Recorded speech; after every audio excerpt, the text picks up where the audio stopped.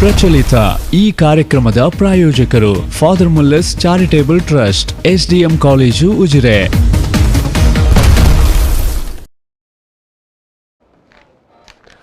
ನಮಸ್ಕಾರ. V4 ವಿಶೇಷ ಕಾರ್ಯಕ್ರಮಕ್ಕೆ ಸ್ವಾಗತ. ಕೇಂದ್ರ ಬಜೆಟ್ ಬಗ್ಗೆ ನಾವು ಮಾತಾಡ್ತಾ ಇದ್ದೇವೆ. ಇವತ್ತಿನ ಈ ಒಂದು ಮಾತುಕತೆಯಲ್ಲಿ ನೀವು ಈಗಾಗಲೇ ನೋಡಿರ್ತೀರಿ, ಕೇಳಿರ್ತೀರಿ, ಸಾಕಷ್ಟು ಓದಿರ್ತೀರಿ.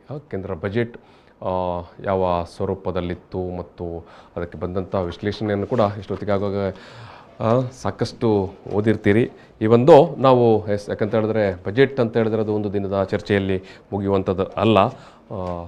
ಮತ್ತೆ ಮತ್ತೆ ಅದು ಅಧ್ಯಯನಕ್ಕೆ ಒಳಗಾಗುವಂಥ ವಿಚಾರ, ಚರ್ಚೆ ಮಾಡಬೇಕಾದ ವಿಚಾರ.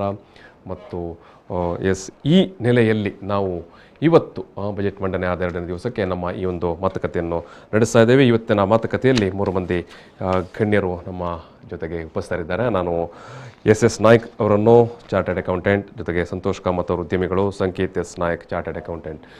3 ಮಂದಿಯನ್ನು ಕೂಡ ಈ ಒಂದು ಕಾರ್ಯಕ್ರಮಕ್ಕೆ ಪ್ರೀತಿಯಿಂದ ಸ್ವಾಗತ ಮಾಡ್ತಿದ್ದೇನೆ ಸರ್. ನಮಸ್ಕಾರ. ನಮಸ್ಕಾರ. ನಮಸ್ಕಾರ. ನಮಸ್ಕಾರ.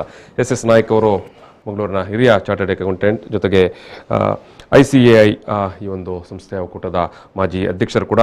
ಸಂತೋಷ್ ಕಾಮತ್ ಅವರು ಕೆನರಾ ಉದ್ಯಮಿಗಳ ಒಕ್ಕೂಟದ ಅಧ್ಯಕ್ಷರಾಗಿದ್ದಾರೆ. ಜೊತೆಗೆ ಸಂತೋಷ್ ಎಸ್ ನಾಯ್ಕ್ ಅವರು ಬೆಂಗಳೂರಿನಲ್ಲಿ ಚಾರ್ಟರ್ಡ್ ಅಕೌಂಟೆಂಟ್ ಆಗಿ ಕಾರ್ಯನಿರ್ವಹಿಸ್ತಾ ಇದ್ದಾರೆ. ಎಸ್ ನಾಯ್ಕ್ ಅವರನ್ನು ನೀವು ಸಾಮಾನ್ಯವಾಗಿ ನೋಡ್ತಾ ಇರ್ತೀರಿ ಎಲ್ಲ ಮಾಧ್ಯಮ, ಪತ್ರಿಕೆ, TV ವಾಹಿನಿಗಳಲ್ಲಿ ಸಾಮಾನ್ಯವಾಗಿ ಬಜೆಟ್ ಸಂದರ್ಭದಲ್ಲಿ ವಿಶ್ಲೇಷಣೆ ಮಾಡ್ತಾ ಇರ್ತಾರೆ. ಜೊತೆಗೆ ಅದಲ್ಲದೆ ಅವರು ನಿರಂತರವಾಗಿ ಬಿಸ್ನೆಸ್ ಟಾನಿಕ್ ಅನ್ನುವಂಥ ಒಂದು ಕಾರ್ಯಕ್ರಮವನ್ನು ಕೂಡ ನಡೆಸಿಕೊಡ್ತಾ ಇದ್ದಾರೆ. ವೀಕ್ಷಕರೇ, ನಾನು ನಿಮ್ಮಲ್ಲಿ ಕೂಡ ಕೇಳುವಂಥದ್ದು ಬಜೆಟ್ ಬಗ್ಗೆ ನಿಮಗೆ ನಿಮ್ಮ ಅನಿಸಿಕೆಗಳಿರ್ಬೋದು, ಅಭಿಪ್ರಾಯಗಳಿರ್ಬೋದು, ಅದನ್ನು ಕೂಡ ನೀವು ಕೂಡ ಹಂಚಿಕೊಳ್ಳಬಹುದು. ಬಜೆಟ್ ಬಗ್ಗೆ ನಾನು ಮತ್ತೆ ಪ್ರತ್ಯೇಕವಾಗಿ ಇಲ್ಲಿ ಹೇಳುವಂಥದ್ದು ಯಾಕಂತ ಹೇಳಿದ್ರೆ ನಾನು ಈಗಾಗಲೇ ಪ್ರಸ್ತಾಪ ಮಾಡಿದ ಹಾಗೆ 2 ರೀತಿಯ ಅಭಿಪ್ರಾಯಗಳು. ಒಂದು, ಸ್ವಾಭಾವಿಕವಾಗಿ ಆಡಳಿತಾರೂಢ ಪಕ್ಷಗಳು ಅದು ತುಂಬ ಅಭಿವೃದ್ಧಿಗೆ ಪೂರಕವಾದಂಥ, ಉದ್ಯಮಿಗಳಿಗೆ ಪೂರಕವಾದಂಥ ಬಜೆಟ್ ಅಂತ ಹೇಳುವಂಥದ್ದು. ಈ ಬಾರಿ ಕೂಡ ಅದೇ ರೀತಿಯ ಅಭಿಪ್ರಾಯಗಳು ಕೇಳಿ ಬಂದಿದೆ. ಪ್ರತಿಪಕ್ಷಗಳ ಕಡೆಯಿಂದ ನಮ್ಮ ನಿರೀಕ್ಷೆಗಳೆಲ್ಲ ಹುಸಿ ಆಯಿತು ಅನ್ನುವಂಥ ಒಂದು ಅಭಿಪ್ರಾಯ. ಇದು ಪ್ರತಿ ಬಾರಿಯ ಪ್ರತಿ ಬಜೆಟ್ನ ಸಂದರ್ಭದಲ್ಲೂ ಅದು ಕೇಂದ್ರ ಇರ್ಬೋದು, ರಾಜ್ಯ ಇರ್ಬೋದು, ನಾವು ಕೇಳಿಕೊಳ್ಳುವಂಥದ್ದು. ಚಾರ್ಟರ್ಡ್ ಅಕೌಂಟೆಂಟ್ಗಳು ಕೂತ್ಕೊಳ್ಳುವಾಗ ಅವರದ್ದು ಸ್ವಲ್ಪ ಬೇರೆ ಸ್ವರೂಪದ ಅಂಕಿಅಂಶಗಳ ನೆಲೆಯಲ್ಲಿ ಅಭಿಪ್ರಾಯಗಳಿರ್ತದೆ. ಉದ್ಯಮಿಗಳದು ಅವರ ಕ್ಷೇತ್ರಕ್ಕೆ ಅಥವಾ ಅವರ ವಲಯಕ್ಕೆ ಎಷ್ಟು ಏನು ಟ್ಯಾಕ್ಸ್ ಇತ್ಯಾದಿ ನೆಲೆಯಲ್ಲಿ ಅವರು ಆಲೋಚನೆ ಮಾಡುವಂಥದ್ದು. ರೈತರು ಅವರದೇ ಅವರಿಗೆ ಅವರ ಸುಖ ಕಷ್ಟಗಳ ನೆಲೆಯಲ್ಲಿ ಅವರು ಮಾತಾಡ್ತಾರೆ. ಮತ್ತು ಬೇರೆ ಬೇರೆ ವಲಯಗಳ ಸಂಬಂಧಪಟ್ಟವರು ಅವರವರ ಕಣ್ಣೋಟ ಅಥವಾ ಅವರವರ ವ್ಯಾಪ್ತಿಯ ನೆಲೆಯಲ್ಲಿ ಮಾತನಾಡುವಂಥದ್ದು ಮತ್ತು ಆ ಮೂಲಕ ಅದನ್ನು ಸ್ವಾಗತ ಮಾಡುವಂಥದ್ದು ಅಥವಾ ಸ್ವೀಕಾರ ಮಾಡುವಂಥದ್ದು ಅಥವಾ ಟೀಕೆ ಟಿಪ್ಪಣಿ ಇರುವಂಥದ್ದು. ನಾನು ಈ ಸಾರಿಯ ಈ ಬಜೆಟ್ನ ಮೊದಲ ರಿಯಾಕ್ಷನ್ ಈಗಾಗಲೇ ಎಸ್ ನಾಯ್ಕ್ ಅವರು ಅನೇಕ ಮಾಧ್ಯಮಗಳಲ್ಲಿ ಮಂಡಿಸಿದ್ದಾರೆ. ಸರ್, ಒಂದು ಸಂಕ್ಷಿಪ್ತವಾಗಿ 1-2 ನಿಮಿಷದಲ್ಲಿ ನೀವು ಈ ಬಾರಿಯ ಬಜೆಟ್ನ ಬಗ್ಗೆ ಒಂದು ಹೇಳುವುದಾದರೆ. ಈ ಬಾರಿಯ ಬಜೆಟ್, ಕಳೆದ ಬಾರಿ ಬಜೆಟ್ ವ್ಯಾಕ್ಸಿನ್ ಬಜೆಟ್ ಅಂತ ಹೇಳ್ತಿದ್ದವರು. ವ್ಯಾಕ್ಸಿನ್ ನಮ್ಮ ಜನರಿಗೂ ಕೊಟ್ಟಿದ್ದಾರೆ, ಇಕಾನಮಿ ಕೂಡ ವ್ಯಾಕ್ಸಿನ್ ಕೊಟ್ಟಿದ್ದಾರೆ. ಈ ಸಾರಿ ಬೂಸ್ಟರ್ ಬಜೆಟ್ ಅಂತ ಜನರಿಗೂ ಬೂಸ್ಟರ್ ಡೋಸ್ ಕೊಡ್ತಾ ಇದ್ದಾರೆ, ಅದೇ ರೀತಿ ಇಕಾನಮಿ ಕೂಡ ಬೂಸ್ಟರ್ ಡೋಸ್ ಕೊಡ್ತಾ ಇದ್ದಾರೆ. ಇದು ಹೆಚ್ಚಿನ ಜನರ ತಲೆಯಲ್ಲಿ ಏನಂತ ಹೇಳಿದ್ರೆ, ಇವತ್ತು ನೀವು ಸಸಿ ನಟ್ರೆ ಇವತ್ತೇ ಅದಕ್ಕೆ ಫಲ ಬಿಟ್ಟು ಅದು ನಮ್ಗೆ ಫಲ ಸಿಗ್ಬೇಕಂತ ಹೇಳಿ ಅಥವಾ ನಾಳೆ ಸಿಗ್ಬೇಕು, ಅದು ಸಾಧ್ಯ ಇಲ್ಲ. Vision is of 3 types: short term vision, long term vision, perennial vision. If the vision is for 1 year, cultivate flowers. If the vision is for 10 years, cultivate trees. ಮರಗಳು ನೆರಳು ನೀಡಲಿಕ್ಕೆ ಅಥವಾ ಫಲ ನೀಡಲಿಕ್ಕೆ 10 ವರ್ಷ ಹೋಗ್ತದೆ. The vision is perennial, cultivate people ಅಂತ. ಈ ಬಜೆಟ್ ಅನ್ನೋದು ನಮ್ದು ದೀರ್ಘಾವಧಿ ಅನೇಕ ಒಂದು ಉಪಯುಕ್ತತೆ ಇರುವಂತ ಬಜೆಟ್. ಆದ್ರೆ ಒಂದು ಹೇಳ್ತೇವೆ, ಮುಂಚೆ ಹೇಳ್ತಿದ್ರು short term pain, long term gain ಅಂತ. ಆದ್ರೆ ಇದರಲ್ಲಿ ಒಂದು ವಿಶೇಷ ಅಂತಂದ್ರೆ, there is no short term pain, but still there is long term gain. Short term pain ಇಲ್ಲ, ಯಾಕಂದ್ರೆ ಯಾವುದೇ ಒಂದು ಹೊಸ ತೆರಿಗೆಯನ್ನು ಇದರಲ್ಲಿ ವಿಧಿಸಲಿಲ್ಲ. ಯಾಕಂದ್ರೆ ಇಂತಹ ಸನ್ನಿವೇಶದಲ್ಲಿ ಈಗ ಫಿಸ್ಕಲ್ ಡೆಫಿಸಿಟ್ ಶಾರ್ಟೇಜ್ ಆದಾಗ ಅನೇಕರು ಎಡಿಷನಲ್ ತೆರಿಗೆ ವಿಧಿಸುವುದು ಒಂದು ಸಹಜವಾದಂತ ತೆರಿಗೆ ಮೂಲಕ ಅದನ್ನು ಸಂಗ್ರಹ ಮಾಡುವುದು ಅಂತ. ಈ ವರ್ಷ ನೀವು ನೋಡಿರಬಹುದು ಸರ್ಕಾರ ಎಣಿಸಿದಕ್ಕಿಂತ ಜಾಸ್ತಿ ಟ್ಯಾಕ್ಸ್ ಕಲೆಕ್ಷನ್ ಆಗಿದೆ. ಸರ್ಕಾರ ಎಣಿಸಿದಕ್ಕಿಂತ ಜಾಸ್ತಿ ಕಲೆಕ್ಷನ್ ಆಗಿದೆ ಅಂದ್ರೆ ನಮ್ಮ ಬಾರೋವಿಂಗ್ಸ್ ಕಮ್ಮಿ ಆಗ್ತದೆ. ಬಾರೋವಿಂಗ್ಸ್ ಕಮ್ಮಿ ಆದ ಕೂಡಲೇ ಏನಾಗ್ತದೆ, ಫಿಸ್ಕಲ್ ಡೆಫಿಸಿಟ್ ಕಮ್ಮಿ ಆಗ್ತದೆ. ಫಿಸ್ಕಲ್ ಡೆಫಿಸಿಟ್ ಕಮ್ಮಿ ಆದ ಕೂಡಲೇ ಏನಾಗ್ತದೆ, ನಮ್ಮ ಋಣಭಾರ ಕಮ್ಮಿ ಆಗ್ತದೆ. ನೀವು ನಂಬಲಿಕ್ಕಿಲ್ಲ, ಈ 39.5 ಲಕ್ಷ ಕೋಟಿಯಲ್ಲಿ ಬಹಳ ಒಂದು ದುರದೃಷ್ಟ ಅಂದ್ರೆ 20% ಖಾಲಿ ಇಂಟ್ರೆಸ್ಟ್ ಪೇಮೆಂಟ್ ಹೋಗ್ತದೆ. ಮುಂಚೆ ಮಾಡಿದ ಸಾಲದ ಮೇಲೆ ಬಡ್ಡಿ ಕಟ್ಟಲಿಕ್ಕೆ 20% ಸ್ವಾಮಿ. ಅದರಲ್ಲಿ ಸ್ಟೇಟ್ ಇದು ಕೂಡ ಅದು ಇಂಟ್ರೆಸ್ಟ್ ಆದ್ಮೇಲೆ 17% state share of taxes and duties ಅದಕ್ಕೆ ಹೋಗ್ತದೆ. 4% ಪೆನ್ಷನ್ಗೆ ಹೋಗ್ತದೆ, 9% ಅದರ್ ಎಕ್ಸ್ಪೆಂಡಿಚರ್ ಹೋಗ್ತದೆ, 8% ಡಿಫೆನ್ಸ್, ಚೈನಾ ಬಾರ್ಡರ್ ಇರ್ಬೋದು, ಪಾಕಿಸ್ತಾನ್ ಬಾರ್ಡರ್ ಇರ್ಬೋದು, ನಾವೆಲ್ಲ ನೋಡಿಬಹುದು ರಫೇಲ್ ಎಲ್ಲ. 8% ಸಬ್ಸಿಡಿಗೆ ಹೋಗ್ತದೆ. ಕೇವಲ ನಮಗೆ ಆ ಒಂದು ಸೆಂಟ್ರಲ್ ಸ್ಕೀಮಿಗೆ ಸಿಗುವುದು 20% 23%. ಇಂದಿನ ಸಾಲ ಅಂತ ಕೂಡ ನೀವು ಹೇಳುವಾಗ, ಇಂದಿನ ಸಾಲದಲ್ಲೂ ಕೂಡ ಕಳೆದ 7-8 ವರ್ಷಗಳಲ್ಲೇ ಸಾಲದ ಪ್ರಮಾಣ ಜಾಸ್ತಿ ಆಯ್ತು ಅಂತ ಕೂಡ ಒಂದು ಅಭಿಪ್ರಾಯ ಉಂಟು. ಇಲ್ಲ, ಅದು ರಾಂಗ್. ಯಾಕಂದ್ರೆ forex reserve highest forex reserve ಇರುವುದು ಈಗ.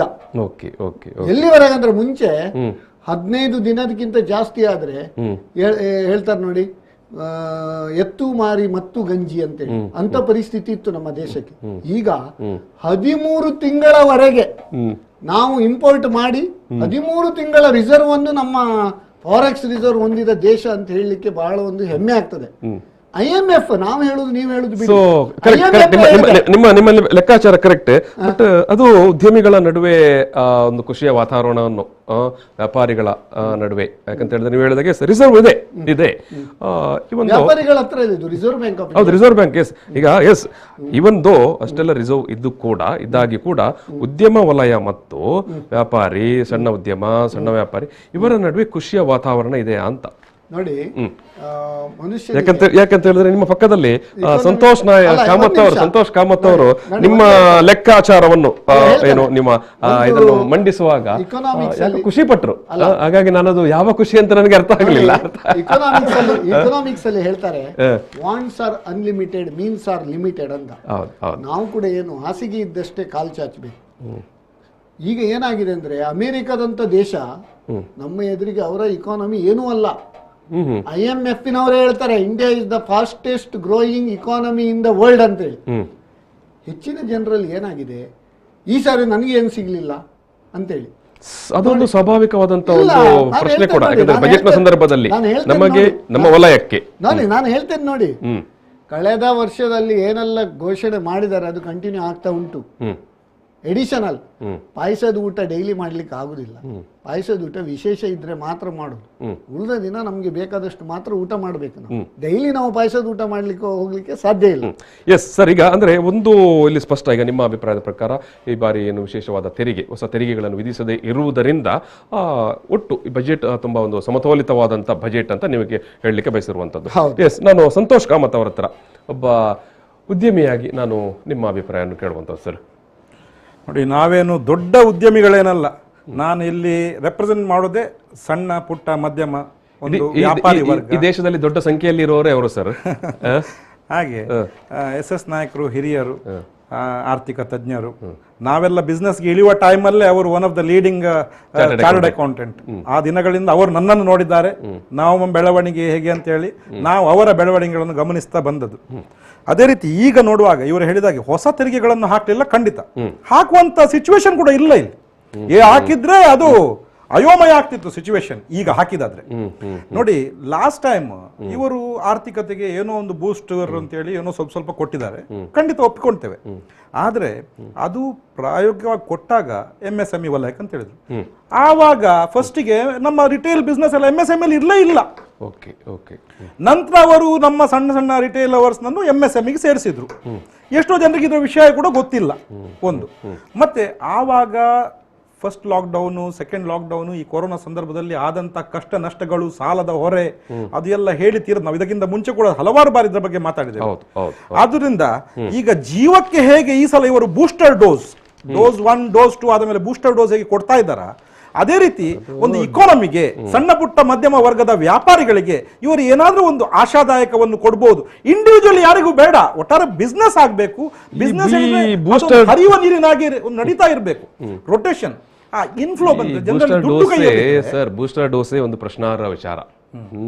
ನಿಮ್ಮ ಎರಡು ಡೋಸ್ಗಳು ಅದು ಸೂಕ್ತವಾದ ಅಥವಾ ಸಕಾಲಿಕವಾದ ಪರಿಣಾಮವನ್ನು ಕೊಡದೇ ಕಾರಣಕ್ಕಾಗಿ ಬೂಸ್ಟರ್ ಡೋಸ್ ಅಂತ ಅನ್ನುವಂಥ ಅಭಿಪ್ರಾಯಗಳು, ಮಾತುಗಳು ಕೇಳಿಕೆ. ಎಸ್ ಸರ್, ಹೇಳಿ ಸರ್. ಡೋಸಿಗೆ ಒಂದು ವಾಯ್ದೆ ಅಂತ ಇರ್ತದೆ, ಸಕಾಲಿಕ ಪರಿಣಾಮ ಕೊಟ್ಟಿದೆ. ಯಾಕಂದ್ರೆ ನಮ್ಮ ದೇಶದಲ್ಲಿ ನಾವು ಕೊರೋನಾ ಪೀಡಿತರ ಸಂಖ್ಯೆ ಬೇರೆ ದೇಶಕ್ಕೆ ಕಂಪೇರ್ ಮಾಡಿದರೆ ಕಮ್ಮಿ, ಸಾವು ನೋವುಗಳ ಸಂಖ್ಯೆ ಕೂಡ ಕಮ್ಮಿ, ಇಮ್ಯುನಿಟಿ ಜಾಸ್ತಿ ಆಗಿದೆ ಇದು ಡೋಸಿನಿಂದಾಗಿ. ಈಗ ಬೂಸ್ಟರ್ ಡೋಸ್ ಯಾಕಂತ ಹೇಳಿದ್ರೆ ಅದಕ್ಕೊಂದು ವಾಯ್ದೆ ಅಂತ ಇರ್ತದೆ, ಯಾವುದೇ ಒಂದು ಇದಕ್ಕೆ ವಾಯ್ದೆ, ಎಕ್ಸ್ಪೈರಿ ಡೇಟ್ ಅಂತ ಮೆಡಿಸಿನ್ ಕೂಡ ಇರ್ತದೆ. ಆಸ್ ಎ ಸೇಫರ್ ಸೈಡ್ ಕೆಲವರಿಗೆ ಅಂದ್ರೆ ಇಮ್ಯುನಿಟಿ ಹೆಚ್ಚಿಸಲಿಕ್ಕೆ ಬೂಸ್ಟರ್ ಡೋಸ್ ಅನ್ನು ಮಾಡಿದ್ದಾರೆ ವಿನಾ ಅದು ನಾವು ಅದನ್ನು ಪ್ರಯೋಜನ ಇಲ್ಲದಿದ್ರೆ 3ನೇ ಡೋಸ್ ಯಾಕೆ? ಚೈನಾದ ಡೋಸ್ ಎಷ್ಟೋ ಜನ ಎಲ್ಲ ಗಲ್ಫಲ್ಲೆಲ್ಲ ತಗೊಂಡಿದ್ದಾರೆ, ಅದರದ್ದು ಪರಿಸ್ಥಿತಿ ಎಲ್ಲರಿಗೂ ಗೊತ್ತುಂಟು. ನಾವು ತುಂಬಾ ಹೆಮ್ಮೆ ಪಡಬೇಕೇನಂತ ಹೇಳಿದ್ರೆ ಜೀವ ಉಳಿದಿದೆ. ಇವರು ಸಂತೋಷ್ ಕಾಮತ್ ಹೇಳಿದ್ದಾರೆ ಅಂದ್ರೆ MSME ವಲಯಕ್ಕೆ ಕೊಟ್ಟಿದ್ದಾರೆ, ಕೊಟ್ಟದ್ದು ಸಾಕಾಗ್ಲಿಲ್ಲ ಅಂತ. ಅದು ನಿಜವಾಗಿ ಕೊಟ್ಟದ್ದು ಸಾಕಾಗ್ಲಿಲ್ಲ. ಅಲ್ಲ, ಅದಕ್ಕೆ ನಾನು ಅಲ್ಲ ಇದಕ್ಕೆ ಒಂದು ಏನಂತ ಹೇಳಿದ್ರೆ ನೋಡಿ, RBI ಮತ್ತೆ central government they should work in tandem. State government also should work in tandem with central government. ಈಗ ಫೆಬ್ರವರಿ 6ರಂದು RBI ಇದು ಮಾನಿಟರಿ ಪಾಲಿಸಿ ಬರ್ತದೆ. RBI ಅವರು ಇದಕ್ಕೆ ಪೂರಕವಾಗಿ ಮಾನಿಟರಿ ಪಾಲಿಸಿ ಮಾಡಿದ್ರೆ, ಫಾರ್ ಎಕ್ಸಾಂಪಲ್ ಈಗ NPA 30 days ಕಾನ್ಸೆಪ್ಟ್, ಅದು ಬಾಸೆಲ್ 3 ನಾರ್ಮ್ಸ್, ಇಲ್ಲಿ ಈಗ ಈ ಕೊರೋನಾ ಸಂದರ್ಭದಲ್ಲಿ RBI ಮತ್ತು ಸೆಂಟ್ರಲ್ ಗವರ್ಮೆಂಟ್ ಜೊತೆಯಾಗಿ ಹೋಗುವಂತದ್ದು ಅಂತ. ಈ ಹಿಂದಿನ ಏನು RBI ಚೇರ್ಮನ್ ಗಳು ಮತ್ತು ಡೈರೆಕ್ಟರ್ಗಳು ಒಂದಿಬ್ಬರು ಆಕ್ಷೇಪ ಎತ್ತಿದ್ದು ಕೂಡ ಇತ್ತು. ಯಾಕಂದ್ರೆ ಸರಿ ರಿಟೈರ್ಡ್ ಆದ್ಮೇಲೆ ಆಕ್ಷೇಪವೇ ಎತ್ತದವರು, ಇರುವಾಗ ಆಕ್ಷೇಪ ಎತ್ತುದಿಲ್ಲ. ಅದೇ ಪ್ರಾಬ್ಲಮ್, ರಿಟೈರ್ಡ್ ಆದವರೇ ಮಾತಾಡುದು. ಅಲ್ಲ, ಅದು ನಾನು ಹಾಗೆ ಹೇಳುದಿಲ್ಲ. ರಿಟೈರ್ಡ್ ಆದವ್ರು ಯಾವಾಗಲೇ ಗೊತ್ತಾ, ಬ್ಯಾಂಕಿನಲ್ಲಿ ಕೂಡ ಹಾಗೆ, ಬ್ಯಾಂಕಲ್ಲಿ ಇರುವಾಗ ಅವ್ರು 25 ಕ್ವೆರಿ ಹಾಕಿ ಏನು ಮಾಡೋದು, ರಿಟೈರ್ಡ್ ಆದ್ಮೇಲೆ ಅದು ಹಾಗೆ ಮಾಡ್ಲಿಕ್ಕೆ ಸಾಧ್ಯ ಉಂಟು, ಹೀಗೆ ಮಾಡ್ಲಿಕ್ಕೆ ಸಾಧ್ಯ ಉಂಟು ಎಲ್ಲ ಐಡಿಯಾ ತುಂಬಾ ಕೊಡ್ತಾರ. ಎಲ್ಲೋ ಏನೋ ಸ್ವಾಯತ್ತತೆಯನ್ನು ಅಥವಾ ಏನು ಇದುವರೆಗೆ ಪಾಲಿಸಿಕೊಂಡು ಬರಲಾದಂತ ನೀವೊಂದು ಎಕಾನಮಿಕಲ್ ಡಿಸಿಪ್ಲಿನ್ ಅಂತ ಹೇಳ್ತೀರಲ್ಲ, ಅದನ್ನು ಸ್ವಲ್ಪ ವೈಲೇಟ್ ಮಾಡಿದಾಗಿತ್ತು ಅಂತ ಅವರೆಲ್ಲ ಹೇಳಿದ ಮಾತುಗಳು. ಎಸ್, ಅದು ನೀವು ಓದಿದ್ದೀರಿ, ನಾನು ಓದಿದ್ದೇನೆ, ಕೇಳಿದ್ದೇವೆ. ಎಸ್, ನೀವು ಈಗ ರಿಟೈರ್ಡ್ ಆದ ಕಾರಣಕ್ಕಾಗಿ ಹೇಳಿದ್ದಾರೆ ಅಂತ. ಎಸ್, ನಾನು ಸರ್ ಬರ್ತೇನೆ. ಇದು ಸಂಕೇತ ಬರ್ತಾರೆ. ಈ ನಡುವೆ ನಮ್ಮ ಜೊತೆಗೆ ನೇರ ಸಂಪರ್ಕದಲ್ಲಿ MG ಹೆಗ್ಡೆ ಅವರು, ಸಾಮಾಜಿಕ ಕಾರ್ಯಕರ್ತರು, ಜೊತೆಗೆ ಶೈಕ್ಷಣಿಕ ಸಲಹೆಗಾರರು ಕೂಡ. ಸರ್ ನಮಸ್ಕಾರ. ಎಸ್, ನಾನು ಆರಂಭದಲ್ಲಿ ಒಂದು ಮಾತು ಹೇಳಿರುವಂಥದ್ದು ಏನಂತ ಹೇಳಿದ್ರೆ, ಈ ಬಜೆಟ್ನ ಬಗ್ಗೆ ಸಾಕಷ್ಟು ಈ ವೇಳೆಗೆ ಈ ಸಂಜೆ ಆಗುವಾಗ ವಿಶ್ಲೇಷಣೆಗಳು ನಡೆದಿರ್ತದೆ, ಓದಿರ್ತೀರಿ, ಕೇಳಿರ್ತೀರಿ. Yes sir. ಅಲ್ಲಿ ಡಿಬೇಟಿಗೆ ಬಂದವರು ಬಹುಶಃ ಬಿಜೆಪಿ ಅಫಿಷಿಯಲ್ ವಕ್ತಾರ ಯಾರು ಇಲ್ಲ ಅಂತ ತಿಳ್ಕೊಂಡಿದ್ದೇನೆ. ಇಲ್ಲ ಸರ್, ನಾವು ಪಕ್ಷದ ನೆಲೆಯಲ್ಲಿ, ಪಕ್ಷದ ನೆಲೆ ಅಂತ ನಾವಿಲ್ಲಿ ಕೂತ್ಕೊಳ್ಳೋದು ನಮ್ಮ ವೃತ್ತಿಪರ ನೆಲೆ. ಅದೇ ಪಕ್ಷದ ನೆಲೆ ಅಂತ ಅಲ್ಲ. ಇವತ್ತು ಇದು ಉದ್ಯಮ ಮತ್ತು ವ್ಯವಹಾರ ಮತ್ತೆ ಜೊತೆಗೆ ಚಾರ್ಟೆಡ್ ಅಕೌಂಟೆಂಟ್ಸ್. ನನಗೊಂದು ಪ್ರಶ್ನೆ ಕೇಳಿದ್ರೆ ಇರ್ಲಿ ಮುಂದೆ. ಇಲ್ಲ ಅಂತ SS ನಾಯ್ಕರು ನಮ್ಮ ಹಳೆಯ ಸ್ನೇಹಿತರು, ನನ್ನ ಚಾರ್ಟರ್ಡ್ ಅಕೌಂಟೆಂಟ್ ಅವರು. ನೀವೆಲ್ಲ ಜೊತೆಗಾರರು. ಇನ್ಕಮ್ ಟ್ಯಾಕ್ಸ್ ಕಟ್ಲಿಕ್ಕೆ ಅಲ್ಲ, ಸಾಲ ಕಟ್ಲಿಕ್ಕೆ ಕನ್ಸಲ್ಟೆಂಟ್. ಆಯ್ತಾ? ಮತ್ತೆ ಸಂತೋಷ್ ಕಾಮತ್ ಅವರ SS ನಾಯ್ಕರ ಕಣ್ಣು ಇದ್ದಾರೆ. ಸಂಕೇತ್ ನಾಯ್ಕ್. ಈಗ ನಂದು ಒಂದು ಸಿಂಪಲ್ ಆದ ಒಂದು ಆರ್ಗ್ಯುಮೆಂಟ್ ಇದೆ ಮಾನ್ಯ SS ನಾಯ್ಕರಿಗೆ ಪ್ರಶ್ನೆ ನೇರವಾಗಿ. ಈಗ ಒಂದು ಕುಟುಂಬ, ನನ್ನ ತಂದೆಯವರು ಒಂದು 5 ಲಕ್ಷ ಸಾಲ ಮಾಡಿ ಕಷ್ಟದಲ್ಲಿರುವಾಗ ನಾನು ಅದನ್ನ ಟೇಕ್ ಓವರ್ ಮಾಡಿದೆ. ಟೇಕ್ ಓವರ್ ಮಾಡಿ ಅದಕ್ಕೆ ಒಂದು ರೀಟ್ ಇಂಟ್ರೆಸ್ಟ್ 2014ಕ್ಕೆ ನನಗೆ 5 ಲಕ್ಷ ಸಾಲದವರೆಗೆ ನನ್ನ ಮನೆ ಬಿಟ್ಟುಕೊಟ್ಟು ಯಜಮಾನತನಕ್ಕೆ ಬಿಟ್ಟುಕೊಟ್ಟ ಮೇಲೆ ನಾನು ಅದನ್ನ ಟೇಕ್ ಓವರ್ ಮಾಡಿದ ಮೇಲೆ ನಾನು ಯಶಸ್ಸನ್ನು ತೋರಿಸ್ತೇನೆ ನನ್ನ ತಂದೆಯವರ ಹತ್ರ ಹೇಳಿದೆ. ಹಾಗೆ ಹೇಳಿದ ಮೇಲೆ ನಾನು ಮತ್ತೆ ಒಂದು 5 ರಿಂದ 6 ವರ್ಷ ಒದ್ದಾಡಿ ನಾನು ಯಶಸ್ವಿ ಆಗಿದ್ದೇನೆ ಅಥವಾ ವಿಫಲನಾಗಿದೆ ಹೇಳಿ ಕನ್ಸಿಡರ್ ಮಾಡುವುದು ಯಾವಾಗ? ಒಂದು, ತಂದೆಯವರು ಮಾಡಿದ ಸಾಲದ ಅಸಲು ಮತ್ತೆ ಬಡ್ಡಿಯಲ್ಲಿ ಕನಿಷ್ಠ ದುಡ್ಡನ್ನಾದ್ರೂ ವಾಪಸ್ ಮಾಡ್ಬೇಕು, ನನ್ನದೆಲ್ಲ ಖರ್ಚನ್ನ ಮಿಗಿಸಿ. ಅದು ಆಗ್ಲಿಲ್ಲ ಅಂತಂದ್ರೆ ಅಟ್ಲೀಸ್ಟ್ ಇಂಟ್ರೆಸ್ಟ್ ಪೇ ಮಾಡ್ಬೇಕು ನಾನು ಹಳತ್ತು. ಅದು ಆಗ್ಲಿಲ್ಲ ಅಂದ್ರೆ ಹಳತ್ತನ್ನ ಫಿಸಿಕಲ್ ಡಿಪಾಸಿಟ್ ಅಲ್ಲಿ ಒಂದ್ ಸೈಡ್ ಅಲ್ಲಿ ಇಟ್ಟುಕೊಂಡು ಅದಕ್ಕೆ ಏನಾದ್ರೂ ಬೇರೆ ಪರಿಹಾರ ಇಟ್ಟುಕೊಂಡು ಹೊಸ ಸಾಲ ಮಾಡೋದಾಗಿ ಇದ್ರೆ ನಾನು ಯಶಸ್ವಿ ಅಂತ ನಾನು ಆರ್ಥಿಕವಾಗಿ ವಿಶ್ಲೇಷಣೆ ಮಾಡಿ. ಈಗ ಆ ಫಿಸಿಕಲ್ ಡಿಪಾಸಿಟ್ ಅನ್ನು ನಾನು ನನ್ನ ಆಸ್ತಿಯಲ್ಲಿ 1 ಇಂಚನ್ನು ನಾನು ಮಾರಬಾರ್ದು, 1 ಇಂಚನ್ನು ಮಾರಬಾರ್ದು. ಅದು ಮಾಡಿದೆ ಅಂತಾದ್ರೆ ನಾನು ಅಟ್ಟರ್ ಫೇಲಿಯರ್ ಅಂತ. ಇದು ಒಂದು. ಹೀಗೆ ಇರುವಾಗ ನಾನು ನೇರವಾಗಿ ಸೆಂಟ್ರಲ್ ಗವರ್ಮೆಂಟ್ಗೆ ಅವರು ಹೇಳ್ತಾರೆ ಹಳೆ ಸಾಲ ಅಂತ. ಹಳೆಯ ಡೈಲಾಗ್ಗಳೇ ಈ ಬಿಜೆಪಿ ಅವರು, ಅದಕ್ಕೆ ನಾ ಬಿಜೆಪಿ ಹೋಗ್ತಾರಿದ್ದಾರೆ ಅಂತ ಕೇಳಿದ್ರು. ಹಳೆ ಸಾಲ ಹೇಳ್ತಾರೆ. 50,000 ಬಿಲಿಯನ್ US ಬಿಲಿಯನ್ ಡಾಲರ್, 50 ಲಕ್ಷ ಕೋಟಿಯನ್ನ ಇತ್ತು. ಅದು ಈಗ ಜಾಸ್ತಿ ಆಗಿದೆ. ಹೌದು.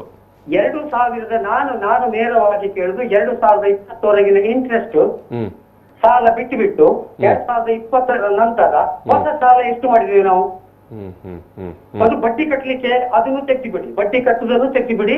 ಕೊರೋನಾ ಇಂಪ್ಯಾಕ್ಟ್ ಆಗುವ ಡೇಟಿನವರೆಗೂ ಬಿಟ್ಟುಬಿಡಿ. ಕೊರೋನಾ ಇಂಪ್ಯಾಕ್ಟ್ ಆಗುವ ಡೇಟಿನ ತನಕ ಇವತ್ತು ನಮ್ಮ ಸಾಲದ ಬೆದೆಟ್ಟು ಹೋಗ್ತಾನೆ ಉಂಟು. ಆಯ್ತಾ? ಇವರು ಈಗ ಇವ್ರು ಏನೇ ಹೇಳಿದ್ರು ಕೂಡ ಆರ್ಥಿಕ ವಲಯದಲ್ಲಿ ಎಂತ ಬೂಸ್ಟರ್ ಕೊಟ್ಟದ್ದು? ಯಾರಿಗೆ ಕೊಟ್ಟದ್ದು ಬೂಸ್ಟರು? ಬೂಸ್ಟರ್ ಇಲ್ಲ, ಎಂತದು ಇಲ್ಲ. ಫುಡ್ ಇಲ್ಲ, ಮಿಲ್ಕು ಇಲ್ಲ, ನೀರು ಇಲ್ಲ. ಯಾಕೆಂದ್ರೆ ನೀವು ಚರ್ಚೆ ಮಾಡುದು ಕಾರಣ ಅಸೆಸ್ ನಾಯಕರೇ, ನೀವು ಚರ್ಚೆ ಮಾಡುದು ಕೇವಲ ಅಂಕಿಅಂಶಗಳ ಆಧಾರ ಇಟ್ಕೊಂಡು ಈ ದೇಶದ ಕ್ಯಾಪಿಟಲ್, ಈ ದೇಶದ ಶೇರ್ ಮಾರ್ಕೆಟ್, ಈ ಲೆವೆಲ್ ಅಲ್ಲೇ ಮಾತಾಡ್ತೀರಿ ನೀವು. ಸ್ವಾಮಿ ಆಯ್ತಾ? ನೋಡಿ MG ಹೆಗ್ಡೆ ಅವರೇ, ನೀವು ನಿಜವಾಗಿ ನಿಮ್ಮ ಈ ಒಂದು ಏನ್ ಹೇಳ್ತಾರೆ ಕಳಕಳಿಗೆ ನಿಜವಾಗಿ ನಾವು ಧನ್ಯವಾದ ಹೇಳ್ಬೇಕು. ಆದ್ರೆ ನೀವು ಏನು ಕೊಟ್ಟಿದ್ದಾರೆ ಹೇಳಿದ್ರಲ್ಲ, ಮುದ್ರಾ ಯೋಜನೆಯಲ್ಲಿ 10 ಲಕ್ಷದವರೆಗೆ ಜಮೀನು ಇಲ್ಲ, ಜಾಮೀನು ಇಲ್ಲ, ಅತಿ ಕಡುಬಡವನಿಗೆ ಕೂಡ ಸಾಲ ಕೊಟ್ಟಿದ್ದಾರೆ, ಈಗ ಕೂಡ ಕೊಡ್ತಾ ಇದ್ದಾರೆ. SHG ಸೆಲ್ಫ್ ಹೆಲ್ಪ್ ಗ್ರೂಪ್ನವರಿಗೆ ಮಹಿಳೆಯರು ಒಟ್ಟಾಗಿ ಮಾಡಿದ್ರೆ ಅವರಿಗೆ ಕೂಡ ಕಡಿಮೆ ಬಡ್ಡಿಯಲ್ಲಿ 4% ಬಡ್ಡಿಯಲ್ಲಿ ಸಾಲ ಕೊಡ್ತಾ ಇದ್ದಾರೆ. ಕೃಷಿಗೆ ಅಲೈಡ್ ಆಕ್ಟಿವಿಟಿ ಪ್ರತಿಯೊಂದಕ್ಕೂ ಕೊಡ್ತಾ ಇದ್ದಾರೆ. ಅದನ್ನ ಯಾವುದನ್ನು ನೋಡಿ, ಅದು ಯಾವುದೂ ಸ್ಟಾಪ್ ಮಾಡ್ಲಿಲ್ಲ. ಮುದ್ರಾ ಸಂತೋಷ್ ಕಾಮತ್ ಅವರು ಹೇಳ್ಬೇಕು ಮುದ್ರಾ ಸಾಲದ ಬಗ್ಗೆ. ಅಲ್ಲ, ಒಂದ್ ನಿಮಿಷ. ಈಗ ನಾನು ಕೇಳ್ತಾ ಇರೋದು ಓವರ್ ಆಲ್ ಆಗಿ ಈ ಸಾಲದ ವಿಚಾರವನ್ನು ನೀವು ಕೇಳುವಂತದ್ದು. ಗೊತ್ತಾಯ್ತು. 2020ರಿಂದ 2014ರಿಂದ ಕೊರೋನಾ ಬರುವ ಡೇಟಿನವರೆಗೆ ನೀವು ಆರ್ಥಿಕವಾಗಿ ಮೇಲೆ ಹೋಗಿದ್ದೀರಾ, ಕೆಳಗೆ ಹೋಗಿದ್ದೀರಾ? GDP ರೇಟ್ ಎಲ್ಲ GDP ರೇಟ್ ನೋಡಿದ್ರೆ ಗೊತ್ತಾಗ್ತಲ್ಲ ಕರೆಕ್ಟ್. ನಾವೀಗ statistics anybody can see anywhere. 2014ರಿಂದ 2020ರ ಅವಧಿಯಲ್ಲಿ ನಮ್ಮ ಆರ್ಥಿಕ ಪ್ರಗತಿ ಯಾವ ರೀತಿ ಇತ್ತು ಅಂತ ಒಂದು ಮೂಲ ಪ್ರಶ್ನೆ ಬಂದಿರುವಂತದ್ದು. ನಿಮ್ಗೆ ಯಾವಾಗಲೇ ಹೇಳಿದೆ ಅಲ್ಲ, ವಿಷನ್ ಈಸ್ ಆಫ್ 3 ಟೈಪ್ಸ್. ಆರ್ಥಿಕ ಪ್ರಗತಿ ಸಡನ್ ಆಗ್ಲಿಕ್ಕೆ ಸರ್ ಮದ್ದು ಮಾಡಿದ ಕೂಡಲೇ ಎದ್ದು ಬರಲಾಗದು ಸ್ವಾಮಿ. ಮದ್ದು ಮಾಡಿದ್ರೆ ಟೈಮ್ ಹೋಗ್ತದೆ ಎದ್ದು ಬರ್ಲಿಕ್ಕೆ, ಆಯ್ತಲ್ಲ? ಬೆಂಗಳೂರಲ್ಲಿ ಇರುದು practising chartered accountant. Bangalore is considered as number 1 startup hub in India. India is considered as 3rd largest startup hub of world. ಅದರ ಬಗ್ಗೆ ಹೇಳ್ಬೋದಲ್ಲ ಸ್ಟಾರ್ಟ್ಅಪ್ಗೆ? ಈಗ ಅಲ್ಲಿ ಬರ್ತೇನೆ. ಈಗ ಸಂತೋಷ್ ಸಂಕೇತ ಅವ್ರ ಹತ್ರ ಬರ್ತೇನೆ. SS ಕಾಮತ್ ಅವ್ರ ಹತ್ರ ಈ ಪ್ರಶ್ನೆಗಳಿಗೆ ಏನಾದರೂ ಅವರಿಗೆ ನೀವು ಉತ್ತರ ಕೊಡುವಂತದಿದ್ದರೆ. ಈಗ ಲಾಂಗ್ ಟರ್ಮ್ ನೀವು ವಿಷನ್ ಹೇಳಿದ್ರಿ. ಬಿಜೆಪಿ ಕಾಂಗ್ರೆಸ್ ಪಾಲಿಟಿಕ್ಸ್ ಅದು ಬಿಡು ಸರ್, ಅದು ಬೇಡ ನಮಗೆ. ನಾವೀಗ ಪಕ್ಷದ ಮೇಲೆ ಕರೆದೇ ಇಲ್ಲ. ಆರ್ಥಿಕ ತಜ್ಞರಾಗಿ ನಾನು ನಿಮ್ಮ ಹತ್ರ ಕೇಳುವಂತದ್ದು. ಈಗ MG ಹೆಗ್ಡೆ ಅವ್ರು ಏನ್ ಹೇಳ್ತಾರೆ, ನಾನು ಏನ್ ಹೇಳ್ತೇನೆ, ನೀವ್ ಏನ್ ಹೇಳ್ತಾರೆ ಇಂಪಾರ್ಟೆಂಟ್ ಅಲ್ಲ. IMF ಏನ್ ಹೇಳ್ತಾ ಉಂಟು, ಇಂಟರ್ನ್ಯಾಷನಲ್ ಮಾನಿಟರಿ ಫಂಡ್, ಅವ್ರು ಹೇಳ್ತಾ ಇದ್ದಾರೆ ಅತ್ಯಂತ ವೇಗವರ್ಧಕವಾದ ಒಂದು ಇಕಾನಮಿ ಅಂತ ಹೇಳಿದ್ರೆ ಇಂಡಿಯಾ ಅಕ್ರಾಸ್ ದ ವರ್ಲ್ಡ್. ಮತ್ತೆ ನೋಡಿ, ಚೈನಾದಲ್ಲಿ ಆ ಮ್ಯಾನುಫ್ಯಾಕ್ಚರಿಂಗ್ ಹಬ್ ಇದು ಇಶ್ಯೂ ಬಂದಾಗ ಚೈನಾದ ಬಗ್ಗೆ ಯಾರಿಗೂ ವಿಶ್ವಾಸ ಇಲ್ಲ. ಈಗ India is they are converting into largest manufacturing hub. ನೀವು ನಂಬಿರ್ಬಹುದು, ಇದು ಎಲೆಕ್ಟ್ರಾನಿಕ್ ವಸ್ತು ಎಲ್ಲ 20,000 ಕೋಟಿ ಇದ್ದದ್ದು 2 ಲಕ್ಷ ಕೋಟಿ ಮ್ಯಾನುಫ್ಯಾಕ್ಚರಿಂಗ್ ಆಗ್ತಾ ಉಂಟು ಈಗ ವ್ಯಾಲ್ಯೂದು. ಮತ್ತೆ ನಿಮ್ಗೆ PLI ಸ್ಕೀಮ್ ಅಂತ ಬಂದಿದೆ, production linked insurance scheme, incentive scheme ಎಲ್ಲ ಹೇಳ್ತಾರೆ. ದೊಡ್ಡ ಕೈಗಾರಿಕೆ ಬೆಳೆದ್ರೆ ಅದಕ್ಕೆ ಪೆರಿಫಿರಲ್ ಆಗಿ ಸಣ್ಣ ಕೈಗಾರಿಕೆಗಳಿಗೆ 40 ಕಿಲೋಮೀಟರ್ ರೋಡ್ ಲಾಸ್ಟ್ ಇಯರ್ ವರೆಗೆ ಈ ಸಾರಿ 68 ಕಿಲೋಮೀಟರ್ ರೋಡ್ ಪರ್ ಡೇ. ಹೌದು, 70 ಕಿಲೋಮೀಟರ್ ಅಂತ ಹೇಳ್ತಾರೆ. ಹೌದು, ಅದು ಆವಾಗ ನಿಮ್ಗೆ 25,000 ಕಿಲೋಮೀಟರ್ ಮಾಡುವಾಗ ಅದಕ್ಕೆ ಬೇಕಾದ ಸಿಮೆಂಟ್ ಸೆಕ್ಟರ್, ಸ್ಟೀಲ್ ಸೆಕ್ಟರ್, ಜಲ್ಲಿ ಇರ್ಬೋದು, ಬೇರೆ ಬಿಲ್ಡಿಂಗ್ ಮೆಟೀರಿಯಲ್ ಇರ್ಬೋದು, ಲೇಬರ್ ಇರ್ಬೋದು, ಆಟೋಮೆಟಿಕಲ್ ಇಕಾನಮಿ ಸ್ಪರ್ ಆಗ್ತದೆ. ಈ ಸಾರಿ ಕೆಪೆಕ್ಸ್ ನೋಡಿ, 35% increase in capex first time in the history of the budget. ನೋಡಿ, ಕೆಪೆಕ್ಸ್ ಅಂದ್ರೆ ಹೆಚ್ಚಿನ ಜನರಿಗೆ ಅದು ಕ್ಲಿಯರ್ ಆಗುದಿಲ್ಲ. ರೆವಿನ್ಯೂ ಎಕ್ಸ್ಪೆಂಡಿಚರ್ ಬಜೆಟ್ ಅಲ್ಲಿ ಸಾಲ ಮಾಡಿ ತುಪ್ಪ ತಿಂದ್ರೆ ಏನಾಗ್ತದೆ, ಅದರಲ್ಲಿ ಏನು ಇನ್ಕಮ್ ಜನರೇಟ್ ಆಗುದಿಲ್ಲ, ಅಸೆಟ್ ಜನರೇಟ್ ಆಗುದಿಲ್ಲ, ಸಾಲ ಹಾಗೆ ಉಳಿತದೆ. ಕ್ಯಾಪಿಟಲ್ ಎಕ್ಸ್ಪೆಂಡಿಚರಿಗೆ ನಾವು ಎಷ್ಟು ಮಾಡಿದ್ರೆ ಫಿಸ್ಕಲ್ ಡೆಫಿಸಿಟ್ ಜಾಸ್ತಿ ಆಗುದಿಲ್ಲ, ಯಾಕಂದ್ರೆ there will be asset creation. ಆ ಅಸೆಟ್ ಇಂದ ಪುನಃ ಇನ್ಕಮ್ ಜನರೇಟ್ ಆಗ್ತದೆ. ಹೌದು ಹೌದು ಹೌದು, ಅದು ಆರ್ಥಿಕ ಸೂತ್ರ ಅದು. ಎಸ್ ಎಸ್, ಖಂಡಿತ ಖಂಡಿತ. ಎಸ್, ಇನ್ನೊಂದು ನಮ್ಮ ಜೊತೆಗೆ ದಿನೇಶ್ ಹೆಗ್ಡೆ ಅವರು ಸಂಪರ್ಕದಲ್ಲಿದ್ದಾರೆ. ಸರ್ ನಮಸ್ಕಾರ. ನನಗೆ ಯಾವ ಊರಿಂದ ಸರ್, ಯಾವ ಪ್ಲೇಸ್, ಎಲ್ಲಿಂದ ಮಾತಾಡ್ತಾ ಇದ್ದೀರಿ ಸರ್? ಎಲ್ಲಿಂದ ಮಾತಾಡ್ತಿದ್ದೀರಿ ಸರ್? ಹಲೋ, ಪುತ್ತೂರು. ಪುತ್ತೂರು. ಏನ್ ಮಾಡ್ತಾ ಇದ್ದೀರಿ ಸರ್? ಏನ್ ಮಾಡ್ತಾ ಇದ್ದೀರಿ? ನಾನು ಸಣ್ಣ hotel sir. Okay okay, yes sir. ಸಣ್ಣ ಹೋಟ್ಲು. ಆದ್ರೆ ಆಗಲಿಂದ ಚರ್ಚೆ ಕೇಳುವಾಗ ಇದು ನಮ್ಮ ಒಂದು ಸಣ್ಣ ವ್ಯಾಪಾರಸ್ಥರಿಗೊಂದು ಅನುಕೂಲ ಇಲ್ಲ ಅಂತ ಕಾಣಿಸ್ತದೆ. ಯಾಕಂದ್ರೆ ದೊಡ್ಡ ದೊಡ್ಡ ವಿಷಯವೇ ಮಾತಾಡ್ತಾ ಇದ್ದಾರೆ. ಮಾತಾಡಿದ ಮಾತ್ರ ಸಣ್ಣವರಿಗೆ ಕೂಡ ಅವಕಾಶ, ಸ್ಪೇಸ್ ಅನ್ನೋದು ಎಲ್ಲರಿಗೂ ಇರುವಂತದೇ ಸರ್. ಸಣ್ಣ ವ್ಯಾಪಾರಿಗಳಿಗೂ, ದೊಡ್ಡ ವ್ಯಾಪಾರಿಗಳಿಗೂ, ದೊಡ್ಡ ಉದ್ದಿಮೆದಾರರಿಗೆ ಎಲ್ಲರಿಗೂ ಇರುವಂತದ್ದೇ. ನಾನು ಆರಂಭದಲ್ಲೇ ಹೇಳಿದೆ, ಸಣ್ಣ ವ್ಯಾಪಾರಿಗಳೇ ಈ ದೇಶದಲ್ಲಿ ಇರುವವರು, ಸಣ್ಣ ರೈತರೇ ಈ ದೇಶದಲ್ಲಿ ಇರುವವರು. ಅಲ್ಲ ಸರ್, ನೀವು ಹೇಳಿದ್ರೆ ಕರೆಕ್ಟ್. ನಾವು ವಿಷಯ ಹೇಳ್ತೇನೆ ಒಂದೊಂದಾಗಿ. ಈಗ ನಮ್ಮ ತಜ್ಞರೆಲ್ಲ ಇದ್ದಾರೆ ಹೇಳ್ತಾರ ಸರಿ. ಈಗ ನಾನು ಹೇಳಿದ್ರೆ ಈ ಬಜೆಟ್ ಅಂತ ಹೇಳಿದ್ರೆ ಎಂತಾಗಿದೆ ಅಂತ ಹೇಳಿದ್ರೆ ನನ್ಗೆ ಈಗ ಒಂದು ಅದ್ರ ಬಗ್ಗೆ ಅರ್ಥವಿಲ್ಲ. ಯಾಕಂತ ಹೇಳಿದ್ರೆ ನಮ್ಮ ಇಲ್ಲಿ ವರ್ಷದಲ್ಲಿ ಎಲ್ಲ ದೈವಗೆ ಮತ್ತೆ ದೇವರಿಗೆಲ್ಲ ಒಂದೊಂದು ವರ್ಷದ ಒಂದು ಕಾಲಾಡಿದೆಲ್ಲ ಮಾಡ್ತಾರೆ. ಆ ರೀತಿ ಒಂದು ಬಜೆಟ್ ತರ ಆಗಿದೆ ಅಂತ ನಂಗೆ ಅನಿಸ್ತದೆ. ಯಾಕಂದ್ರೆ ಮಾಡ್ಬೇಕಂತ ಬಜೆಟ್ ಮಾಡಿರ್ತಾರೆ ಅಂತ. ಈಗ ಇಲ್ಲಿ ಸಾಲ ನಾವು ಉಂಟು, ದೇಶದಲ್ಲಿ ಸಾಲ ನಾವು ತಗೊಂಡಿದ್ದೇವೆ, ನಾವು ಅಷ್ಟು ಬಡ್ಡಿ ಕಟ್ಟಿದ್ದೇವೆ ಅಲ್ಲ. ಅಥವಾ ನಾನು ಆವಾಗ ಒಂದು ಸೋಷಿಯಲ್ ಮೀಡಿಯಾ 75 ವರ್ಷದಿಂದ ಮುಂದಿನ 75 ವರ್ಷಕ್ಕೆ ಒಂದು ಆಲೋಚನೆ ಮಾಡ್ಕೊಂಡು ಈ ಬಜೆಟ್ ಮಾಡಿದಂತ. ಆಗ ಇಷ್ಟೊತ್ತಿಗೆ 75 ವರ್ಷ ಕೇಳಿದೆ, ಇನ್ನು ಮುಂದಿನ 75 ವರ್ಷದ ಹೇಳಿದ್ರಾಯ್ತಾರೆ ಆ ರೀತಿ. ಈಗ ಈಗ ಸಮಸ್ಯೆ ಯಾವುದು ಮಿಡ್ಲ್ ಕ್ಲಾಸಿಗೆ ಎಂತ. ಈಗ ಮೊದಲ ಲೋನ್ ಅದೇ ಲೋನ್ ಅದೇ ಬೇಡ. ಈಗ ಅಂತ ಹೇಳಿದ್ರೆ ಈಗ ಇದ್ದವರ ಲೋನ್ ತೆಗೆದವರು ಹೇಗೆ ಕಟ್ಟಬೇಕು ಅದಕ್ಕೊಂದು ಒಂದು ಸಲಹೆ, ಅಥವಾ ಅದಕ್ಕೊಂದು ಈ ಬಜೆಟ್ ನಲ್ಲಿ ಏನೋ ನೋಡಲ್ಲ. 2 ವರ್ಷ 3 ವರ್ಷಕ್ಕೆ ನಾವು ಜನರಿಗೆ ಕಟ್ಟುವಷ್ಟು ಅಥವಾ ಬಡ್ಡಿ ಕಟ್ಲಿ, ಯಾರಿಗೆ ಬಡ್ಡಿ ಕಟ್ಲಿಕ್ಕೆ ಉಂಟು ಅವರಿಗೆ ಬಡ್ಡಿ ಕಟ್ಲಿ, ಯಾರಿಗೆ ಸಾಲ ಕಟ್ಲಿಕ್ಕೆ ಉಂಟು ಅವ್ರು ಸಾಲ ಕಟ್ಲಿ ಅಂತವ್ರೊಂದು ಏನೋ ಅನೌನ್ಸ್ ಮಾಡ್ತಿದ್ರೆ ಇವತ್ತು ನಮ್ಮಂತವರಿಗೆ ನನ್ನ ಲೆಕ್ಕ ಈಸಿ ಆಗ್ತದೆ. ಯಾಕಂತ ಹೇಳಿದ್ರೆ ಈಗ 591 ಚೆಕ್ ಬೌನ್ಸ್ ಆದ್ರೆ, ಈಗ HDFC ಆಗ್ಬೋದು ಯಾವುದೇ ಬ್ಯಾಂಕ್ ಅಲ್ಲಿ ನಾವು ಸಾಲ ತಗೊಂಡ್ರೆ 590 ಒಂದು ಚೆಕ್ ಬೌನ್ಸ್ಗೆ ಹಾಕ್ತಾರೆ. ಅವರು HDFC ಅವರು ತಿಂಗಳಿಗೆ ಒಂದು 6 ಸಲ ಹಾಕ್ತಾರೆ. ಆಗ 590ಕ್ಕೆ 6 ಸಲ ಹಾಕಿದ್ರೆ ಎಷ್ಟು ಆಗ್ತದೆ ಸರ್ ಒಂದು ಕಂತು ಜೀವ ಆಗಿದ್ದಕ್ಕೆ? ಇದರ ಬಗ್ಗೆ ಯಾವ ತಜ್ಞರು ಕೂಡ ಮಾತಾಡೋದಿಲ್ಲ, ಜನರ ಸಮಸ್ಯೆ ಏನುಂಟು ಅಂತ. ಒಂದು. ಎರಡನೇದಾಗಿ ಇಲ್ಲಿಗ ನಮಗೆ ಸಾಲ ಕಟ್ಟಲಿಕ್ಕೆ ತಾಕತ್ತಿದ್ರೆ ನಾವು ಚೆಕ್ ಬೌನ್ಸ್ ಹಾಕ್ಲಿಕ್ಕೆ ಬಿಡ್ತೇವಾ ಅಥವಾ ಇಷ್ಟು ವರ್ಷದಿಂದ ಬಿಡ್ತೇವಾ? ಇಲ್ಲ. ಇದನ್ನು ಗವರ್ಮೆಂಟ್ ಇದಕ್ಕೆ ಎಂತಾದ ಒಂದು ಸರ್ಕಾರ ಈಗ ನಾವು ಟ್ಯಾಕ್ಸ್ ಕಟ್ಟಿ ಯಾಕೆ ನಾವು ನಾಳೆ ಉಳಿದಿದ್ರೆ ನಾವು ಟ್ಯಾಕ್ಸ್ ಪುನಃ ನಾವು ಜಾಸ್ತಿ ಗವರ್ಮೆಂಟ್ ಕಟ್ಟೇವೆ. ಆದ್ರೆ ಈಗ ನಾವು ಕಟ್ಲಿಕ್ಕೆ ನಮ್ಗೆ ಆಗದಿದ್ದರೆ ಸರ್ಕಾರ ನಮ್ಮನ್ನು ಏನಾದ್ರು ಒಂದು ವ್ಯವಸ್ಥೆ ಮಾಡಿ. ಈಗ ಎಷ್ಟೋ ಜನ ಸುಸೈಡ್ ಮಾಡ್ತಿದ್ದಾರೆ, ನ್ಯೂಸ್ ಅನ್ನು ನೋಡ್ತಿದ್ರಿ, ನಿಮ್ಮ ಟಿವಿಯಲ್ಲಿ ನೀವು ತೋರಿಸಿದುಂಟು, ಸಾಲ ಇಂದ ಸುಸೈಡ್ ಮಾಡಿದ್ದಾರೆ ಹಾಗೆ ಹೀಗೆ ಅಂತ. ಹಾಗಾಗಿ ಸರ್ಕಾರ ಇದ್ರ ಬಗ್ಗೆ ಗಮನ ಕೊಟ್ಟು ಬಜೆಟ್ ಮಾಡ್ಬೇಕು ಹೊರತು 75 ವರ್ಷ ನಂತರ ನಮ್ಮದು ಫ್ಯೂಚರ್ಗೆ ಬಜೆಟ್ ಅಥವಾ ನಾವು ಮೊದಲನ ಬಗ್ಗೆ ಬಜೆಟ್. ಎಸ್ ಸರ್, ಈಗ ಎಸ್ ದಿನೇಶ್ ಹೆಗ್ಡೆ ಅವರೇ, ನೀವು ಹೇಳೋ ಪ್ರಕಾರ ನೇರವಾಗಿ ದಿನೇಶ್ ಹೆಗ್ಡೆ ಅವ್ರದ್ದು ಬಗ್ಗೆ ನಾನು ಹೇಳ್ತೇನೆ. ಅವ್ರು ಹೇಳಿದ್ರೆ ಏನಾದ್ರು ಉಂಟಾ ಅಂತ ಹೇಳಿ ನೇರವಾಗಿ ಸಾಲ ಕೊಡಬಹುದಿತ್ತು ಅಂತ ಸಣ್ಣ ಉದ್ದಿಮೆಯವರಿಗೆ ಸಾಲ ತೆಗೆದು ಅಲ್ಲ ಅಲ್ಲ ಇದು ಚರ್ಚೆ ಅಲ್ಲ, ಆಯ್ತು ಸಾಕು.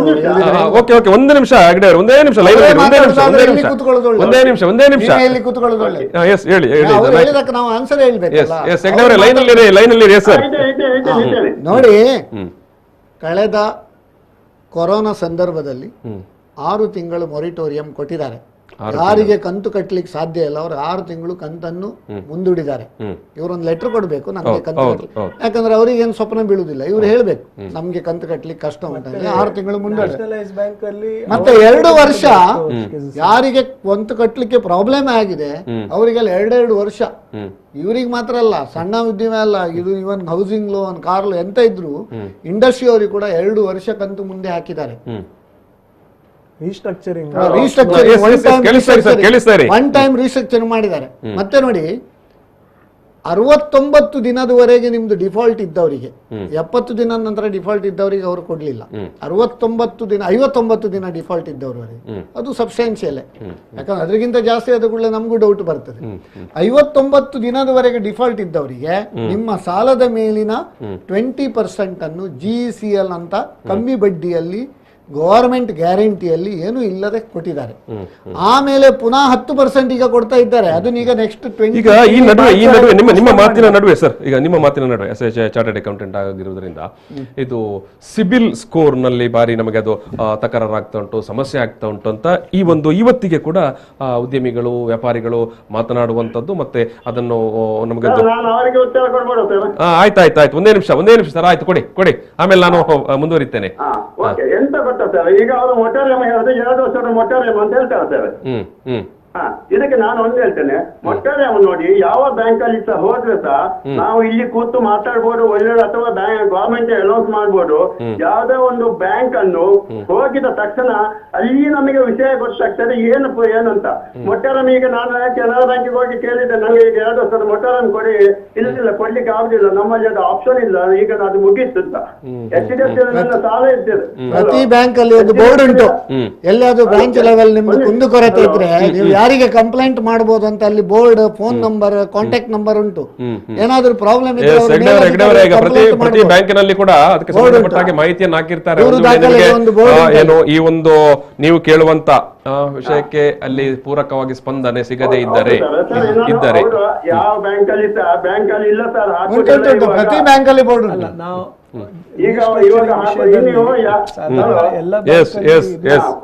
ಮತ್ತೊಂದು ಈಗ ನಾನೀಗ ನಂಗೆ ಫಸ್ಟ್ ಟೈಮ್ ಅಲ್ಲಿ 6 ತಿಂಗಳು ಮೊಟೋರಿಯಂ ಕೊಟ್ಟಿದ್ದಾರೆ. ನಾನು ಈಗ ಹೋಗಿ ಕೇಳಿ ನಂಗೆ ಒಂದು 2 ವರ್ಷದ ಮೊಟೋರಿಯಂ ಕೊಡಿ, ನಾನು ಬಿಸ್ನೆಸ್ ಈಗ ಇದುಂಟು, ನಾನು ನಿಮ್ಮ ಬಡ್ಡಿ ಕಟ್ಟೇನೆ ಹಾಗಿದ್ದೇನೆ. ಇಲ್ಲ ನಮೀಗ ಮೊಟೋರಿಯಂ ಏನೋ ವಿಷಯ ಇಲ್ಲ ಅಂತ ಹೇಳ್ತಾರೆ.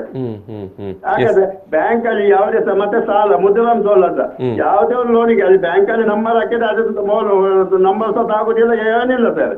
ಇದು ಕೆಲವು ಜನ, ಯಾಕೆ ನಾನು ಸೋಷಿಯಲ್ ವರ್ಕರ್, ನಾವು ಯಾವ ಪಕ್ಷದ ವಿಷಯದಲ್ಲಿ ಅಲ್ಲ. ಯಾಕೆಂತ ಹೇಳಿದ್ರೆ ಯಾವುದೇ ಒಂದು ವಿಷಯದಲ್ಲಿ ಜನರಿಗೆ ಸಮಸ್ಯೆ ಆದಾಗ ನಾವೇ ಹೋರಾಟ ಮಾಡಿ ಎಂತಾದನ್ನು ಮಾಡಿ ಇದಾಗಬೇಕಾಗಿರುತ್ತೋ ನಮಗೆ ಸಪೋರ್ಟ್ ಅಂತ ಸರ್ಕಾರದಿಂದ. ನಾನು ಈಗ ಸಣ್ಣ ಎಕ್ಸಾಂಪಲ್ ಬರ್ತೇನೆ. ಮೊನ್ನೆ ಸೋಷಿಯಲ್ ಮೀಡಿಯಾದಲ್ಲಿ ನೋಡಿದ್ದೇನೆ, ಡೆಲ್ಲಿಯಲ್ಲಿ ಒಂದು ಉಚಿತ ನೀರು ಕೊಡ್ತಾರಂತೆ. ಅಲ್ಲಿ ಉಚಿತ ನೀರು ಕೊಟ್ಟ ಬಿಲ್ ಗೊತ್ತಾಯ್ತು. ನಿಮ್ಮ ಎರಡು ಪ್ರಮುಖ ಪ್ರಶ್ನೆಗಳು ನೀವು ಎತ್ತಿದಿರಿ. ಎಸ್, ನಾವು ಚರ್ಚೆ ಮುಂದುವರಿತೇವೆ. ನೀವು ಟಿವಿಯಲ್ಲಿ ನೋಡ್ತಾ ಇರಿ sir. Yes, thank you Dinesh Hegde ಅವರೇ. ಈಗ ಸಾಮಾನ್ಯವಾಗಿ ನಾವು ಅದು ಬ್ಯಾಂಕ್ ಇದ್ದು ಅಂತಲ್ಲ, ಯಾವುದೇ ಸರ್ಕಾರದ ಯಾವುದೇ ಸೌಲಭ್ಯಗಳು ಬಂದಾಗ ಕೂಡ ಅಲ್ಲಿ ಜನಸಾಮಾನ್ಯರು ಹೋದಾಗ ಅಲ್ಲಿ ಅಧಿಕಾರಿಗಳು ನಮ್ಮಲ್ಲಿ ಸ್ವಲ್ಪ ಉದಾಸೀನ ಸ್ವಭಾವ ಉಂಟು. ಅದು ಬರಲಿಲ್ಲ, ಮೇಲಿನಿಂದ ಅಧಿಕಾರಿಗಳು ಬಂದಿಲ್ಲ ಅಂತ ಹೇಳುವಂಥದ್ದು ಎಲ್ಲ ಕಡೆ ನಡೆದುಕೊಂಡು ಬರುವಂಥದ್ದು ಇವತ್ತಿಗೆ ಕೂಡ ಅದು ಸರ್ಕಾರಗಳು ಎಷ್ಟೇ ಇದು ಮಾಡಿದ್ರು ಕೂಡ ಮತ್ತೆ ಎಲ್ಲೋ ತುಂಬ ಒತ್ತಾಯಪೂರ್ವಕವಾಗಿ ಕೇಳಿದವನಿಗೆ ಸಿಗುವಂಥದ್ದು ನಾವು ಕೂಡ ಅದು ನೋಡ್ತೇವೆ. ಈಗ ಅದು ಲೋನ್ ಇರಬಹುದು ಅಥವಾ ಬೇರೆ ಇಲಾಖೆಗಳ ಸೌಲಭ್ಯಗಳು ಕೂಡ ಹಾಗೇನೆ ಬೋರ್ಡ್ ಹಾಕಿರ್ತಾರೆ. ಖಂಡಿತಕ್ಕೂ ನಮ್ಮಲ್ಲಿ ಬೋರ್ಡ್ಗೇನು ತೊಂದರೆ ಇರುವುದಿಲ್ಲ. ಯಾವ ವಿಚಾರದಲ್ಲಿ ಕೂಡ ಲಂಚ ಕೊಡಬಾರ್ದು ಅಂತ ಕೂಡ ದೊಡ್ಡ ಬೋರ್ಡ್ ಹಾಕಿರ್ತಾರೆ. ಈಗ ನಾನು ಸಂಕೇತ್ ಅವರೇ, ನೀವು ನಿಮ್ಮ ಅನಾಲಿಸಿಸ್ ಪ್ರಕಾರ ಈ ಬಜೆಟ್ ಅನ್ನು ನೀವು ಒಬ್ಬ ನವ ಉದ್ಯಮಿಗಳ ನೆಲೆಯಲ್ಲಿ ಒಬ್ಬ ಯುವಕನಾಗಿ ನೀವು ಯಾವ ರೀತಿ ಹೇಳ್ತೀರಿ ಸರ್? ಇದರಲ್ಲಿ ಈಗ ಒಂದು ಸ್ಟಾರ್ಟ್ಅಪ್ ಅವರಿಗೆ ಒಂದು ಒಳ್ಳೆ ಇದು ನ್ಯೂಸ್ ಇದೆ. ಇದರಲ್ಲಿ ಅಂದ್ರೆ ಸ್ಟಾರ್ಟ್ಅಪ್ ಅವರಿಗೆ ಒಂದು ಸನ್ಸೆಟ್ ಕ್ಲಾಸ್ ಇತ್ತು, ಅಂದ್ರೆ ಈ ಡೇಟ್ ಆದ್ಮೇಲೆ ಅದು ಟ್ಯಾಕ್ಸ್ ಎಕ್ಸಂಪ್ಷನ್ಗೆ ಲೆಕ್ಕಕ್ಕೆ ಬರುವುದಿಲ್ಲ ಅಂತ ಒಂದಿತ್ತು. ಅದು ಇನ್ನೂ 1 ವರ್ಷ ಅವರು ಮುಂದುವರಿಸಿದ್ದಾರೆ. ಅದರಿಂದ ಯಾರಾದ್ರೂ ಸ್ಟಾರ್ಟ್ಅಪ್ ಹೊಸ ಉದ್ಯಮ ಮಾಡುವುದಾದ್ರೆ ಅವರು ಸ್ಟಾರ್ಟ್ಅಪ್ ಇಂಡಿಯಾದಲ್ಲಿ ರಿಜಿಸ್ಟರ್ ಆದ್ರೆ ಮತ್ತೆ ಅದ್ರಲ್ಲಿ ಕೆಲವು ಕಂಡೀಷನ್ಸ್ ಇದೆ, ಅದು ಸ್ಯಾಟಿಸ್ಫೈ ಆದ್ರೆ ಅವರಿಗೆ ಟ್ಯಾಕ್ಸ್ ಎಕ್ಸಂಪ್ಷನ್ ಸಿಗ್ತದೆ. ಅದಕ್ಕೊಂದು ಕಟ್ ಆಫ್ ಡೇಟ್ ಇತ್ತು, ಅದನ್ನು ಇನ್ನೊಂದು 1 ವರ್ಷ ಮುಂದುವರಿಸಿದ್ದಾರೆ. ಇನ್ನೊಂದೇನಂದ್ರೆ ಮ್ಯಾನುಫ್ಯಾಕ್ಚರಿಂಗ್ ಸೆಕ್ಟರ್, ನಮ್ಮ ಇವರು ಹೇಳಿದಾಗೆ ಆಲ್ರೆಡಿ ಮ್ಯಾನುಫ್ಯಾಕ್ಚರಿಂಗ್ ಸೆಕ್ಟರ್ ಬೂಸ್ಟ್ ಮಾಡ್ಲಿಕ್ಕೆ 15% ಕನ್ಸೆಷನಲ್ ಟ್ಯಾಕ್ಸ್ ರೇಟ್ ಒಂದು ಕೊಟ್ಟಿದ್ದಾರೆ. ಇದು ಕೊಟ್ಟದ್ದು ಉದ್ದೇಶ ಏನಂದ್ರೆ ಮ್ಯಾನುಫ್ಯಾಕ್ಚರಿಂಗ್ ಇಂಡಸ್ಟ್ರೀಸ್ ನಮ್ಮ ಬೇರೆ ಬೇರೆ ದೇಶಗಳಿಂದ ಇಂಡಿಯಾಕ್ಕೆ ಬಂದು ಅಥವಾ ಕರ್ನಾಟಕದಲ್ಲಿ ಹಾಕಿ ಅದರಿಂದ ಬೇರೆ ಸಣ್ಣ ಉದ್ಯಮಿಗಳಿಗೆ ಉಪಯೋಗ ಆಗಿ ಅದರಿಂದ ಎಂಪ್ಲಾಯ್ಮೆಂಟ್ ಆಪರ್ಚುನಿಟಿ ಕೂಡ ನಮ್ಮ ಜನರಿಗೆ ಇನ್ನೂ ಜಾಸ್ತಿ ಸಿಗ್ತದೆ ಅಂತ. ಸೊ ಅದು ಕೂಡ 1 ವರ್ಷ ಎಕ್ಸ್ಟೆಂಡ್ ಮಾಡಿದ್ದಾರೆ. ಅದು ಕನ್ಸೆಷನಲ್ 15% ಟ್ಯಾಕ್ಸ್ ರೇಟ್ ಏನಿದೆ ಫಾರ್ ಇದು ಮ್ಯಾನುಫ್ಯಾಕ್ಚರಿಂಗ್ ಕಂಪನೀಸ್, ಅದು 1 ವರ್ಷ ಮುಂದುವರಿಸಿದ್ದಾರೆ. ಸೊ ಅದು ಒಂದು ಬಜೆಟ್ ಅಲ್ಲಿ ಅದೆರಡು ವಿಷಯ, ಸ್ಟಾರ್ಟ್ಅಪ್ ಮತ್ತೆ ಮ್ಯಾನುಫ್ಯಾಕ್ಚರಿಂಗ್ ಇದೆ. ಇದೊಂದು ಡೈವೆಸ್ಟ್ಮೆಂಟ್ ಆಫ್ ಕೆಲವು ಕಂಪನೀಸ್ ಕೆಲವು ಆಗ್ತಾ ಇದೆ. LIC IPO is one of the ಇದು, ಅದರದ್ದು ಮುಂದಿನ ವರ್ಷದಲ್ಲಿ ಮಾಡೋದು ಉದ್ದೇಶ. ಈ ವರ್ಷನೇ ಮಾಡ್ಬೇಕಂತ ಇದ್ದು, ಬಟ್ ಕೊರೋನಾನ ವಾಟ್ ಎವರ್ ರೀಸನ್ ಮುಂದುವರಿಸಿದ್ದಾರೆ, ಇನ್ನು ಮುಂದಿನ ವರ್ಷದಲ್ಲಿ ಮಾಡ್ತಾರೆ ಅಂತ. ಇದರಿಂದ what happens is, it is not that ನಮ್ಮ ಗವರ್ಮೆಂಟ್ ಎಲ್ಲ ಆಸ್ತಿ ಮಾರಿ ಇದು ಮಾಡ್ತಾ ಇದ್ದಾರೆ ಅಂತ. ಕ್ಯಾಪಿಟಲ್ ಮಾರ್ಕೆಟಿಗೆ ಯಾರಾದ್ರೂ ಎಂಟ್ರಿ ಮಾಡಿದ್ರೆ ಅದರ ಏನಾಗ್ತದೆ, ಅಲ್ಲಿ ವ್ಯಾಲ್ಯೂ ಬರುದು. ಈಗ ಇವತ್ತಿನ ದಿನದಲ್ಲಿ ಯಾವ್ದಾದ್ರು ಶೇರ್ ಇರ್ಬೋದು, ಏನಾದ್ರೂ ಆಸ್ತಿ ಇರ್ಬೋದು, ಅದ್ರದ್ದು ನಾವು ಎಲ್ಲಿ ಲಿಸ್ಟ್ ಆಗ್ಲಿಲ್ಲ ಆದ್ರೆ ನಮ್ಗೆ ಅದ್ರದ್ದು ವ್ಯಾಲ್ಯೂ ಗೊತ್ತಾಗುದಿಲ್ಲ. ಅದೇ ರೀತಿ LIC ಲಿಸ್ಟ್ ಆದ್ರೆ ಆ ಶೇರ್ ಇದು ವ್ಯಾಲ್ಯೂ ಗವರ್ಮೆಂಟ್ಗೆ ಅದರಿಂದ ಬೆನಿಫಿಟ್ ಆಗ್ತದೆ. ಯಾಕಂದ್ರೆ ಒಂದು ಅವರಿಗೆ ಸೇಲ್ ಪ್ರೊಸೀಡ್ಸ್ ಇಂದ ಹಣ ಬರ್ತದೆ. ಇನ್ನೊಂದೇನಂದ್ರೆ ಅವರದ್ದು ಉಳಿದ ಪರ್ಸೆಂಟೇಜ್ ಎಷ್ಟಿದೆ ಅದರದ್ದು ವ್ಯಾಲ್ಯೂ ಏರಿಕೆ ಆಗಿ ಅದರಿಂದ ಅಷ್ಟು ಅವರದ್ದು. ಆದ್ರೆ ಕಳೆದ 2 ವರ್ಷಗಳಿಂದಲೂ LIC ಅವರು ಈ ಅಭಿಪ್ರಾಯ ಒಪ್ಪುದಿಲ್ಲ. LIC ವಿಷಯ ಅಲ್ಲ ಇದು, it is a general concept. ಯಾವ್ದಾದ್ರು ಕಂಪನಿ, ಈಗ ಯಾವ್ದಾದ್ರು ಕಂಪನಿ ಲಿಸ್ಟ್ ಆಗ್ಲಿಲ್ಲ ಆದ್ರೆ ಅದ್ರದ್ದು value is only on paper.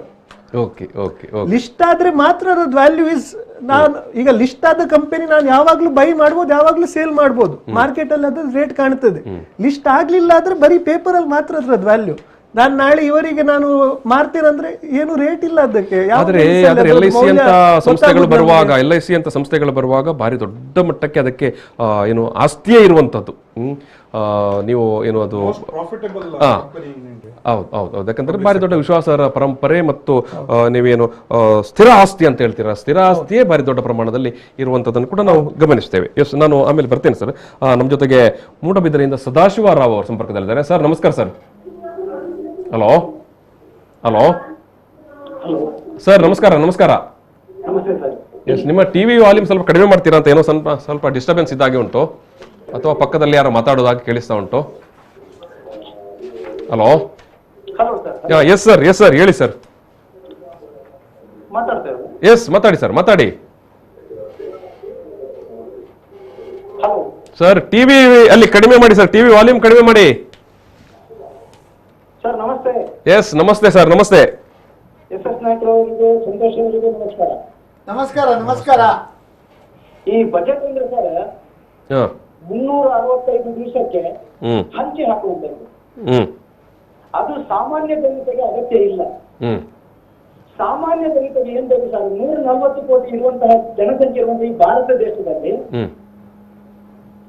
ಜನಗಳ ಕೈಯಲ್ಲಿ ದುಡ್ಡು ಓಡಾಡಬೇಕು. ಅಂದ್ರೆ ಮನಿ ಫ್ಲೋ ಸಾಮಾನ್ಯವಾಗಿ ಬರಬೇಕು ಸರ್.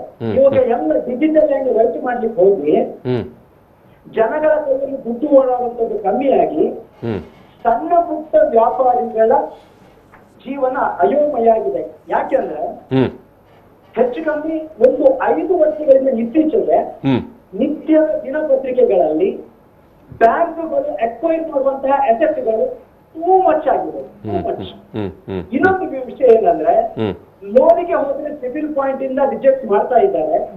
ಆವಾಗ ನಾವು ಪ್ರೈವೇಟ್ ಬ್ಯಾಂಕಿಗೆ ಹೋಗ್ಬೇಕಾಗ್ತದೆ. ಪ್ರೈವೇಟ್ ಬ್ಯಾಂಕಿಗೆ ಹೋದಾಗ ಮೊನ್ನೆ ಕೊರೋನಾದಲ್ಲಿ ನ್ಯಾಷನಲ್ ಬ್ಯಾಂಕಿಗೆ ಏನ್ ಸವಲತ್ತಿಗೆ SS ನಾಯ್ಕರು ಹೇಳಿದ್ರು, ಮೋರ್ ದೆನ್ ಇದು ಓಡಿಗೆ 20% ಮತ್ತೆ ಎಕ್ಸ್ಟ್ರಾ ಕೊಟ್ಟಿದ್ದಾರೆ ಅಂತ. ಪ್ರೈವೇಟ್ ಬ್ಯಾಂಕ್ ಕೊಡ್ಲಿಲ್ಲ sir. Private bank, cooperative society, cooperative NBFC, private finance ಕೂಡ ಪ್ರೊವಿಷನ್ ಕೊಟ್ಟಿದ್ದಾರೆ ಮಾಡ್ಲಿಕ್ಕೆ. ಅವ್ರು ಮಾಡೋದು ಬಿಡುದು ಅಂತ ಅವರು ಯಾರೆಲ್ಲ ಅಪ್ರೂವ್ ಇದ್ದಾರೆ ಅವರು ಕೊಡ್ತಾರೆ. ಇಂಪ್ಲಿಮೆಂಟೇಷನ್ ಸದಾಶಿವ. ಎಸ್ ಸರ್, ನಿಮ್ಮ ಬೇಸಿಕ್ ಎತ್ತಿದ ಪ್ರಶ್ನೆ. 80% ಜನಗಳು 70% ಜನಗಳು ಒದ್ದಾಡ್ತಾ ಇದ್ದಾರೆ. ಪ್ಲಸ್ ಈ ಸುಸೈಡಿನ ಸಂಖ್ಯೆಗಳು ಜಾಸ್ತಿ ಆಗಲೂಬಹುದು.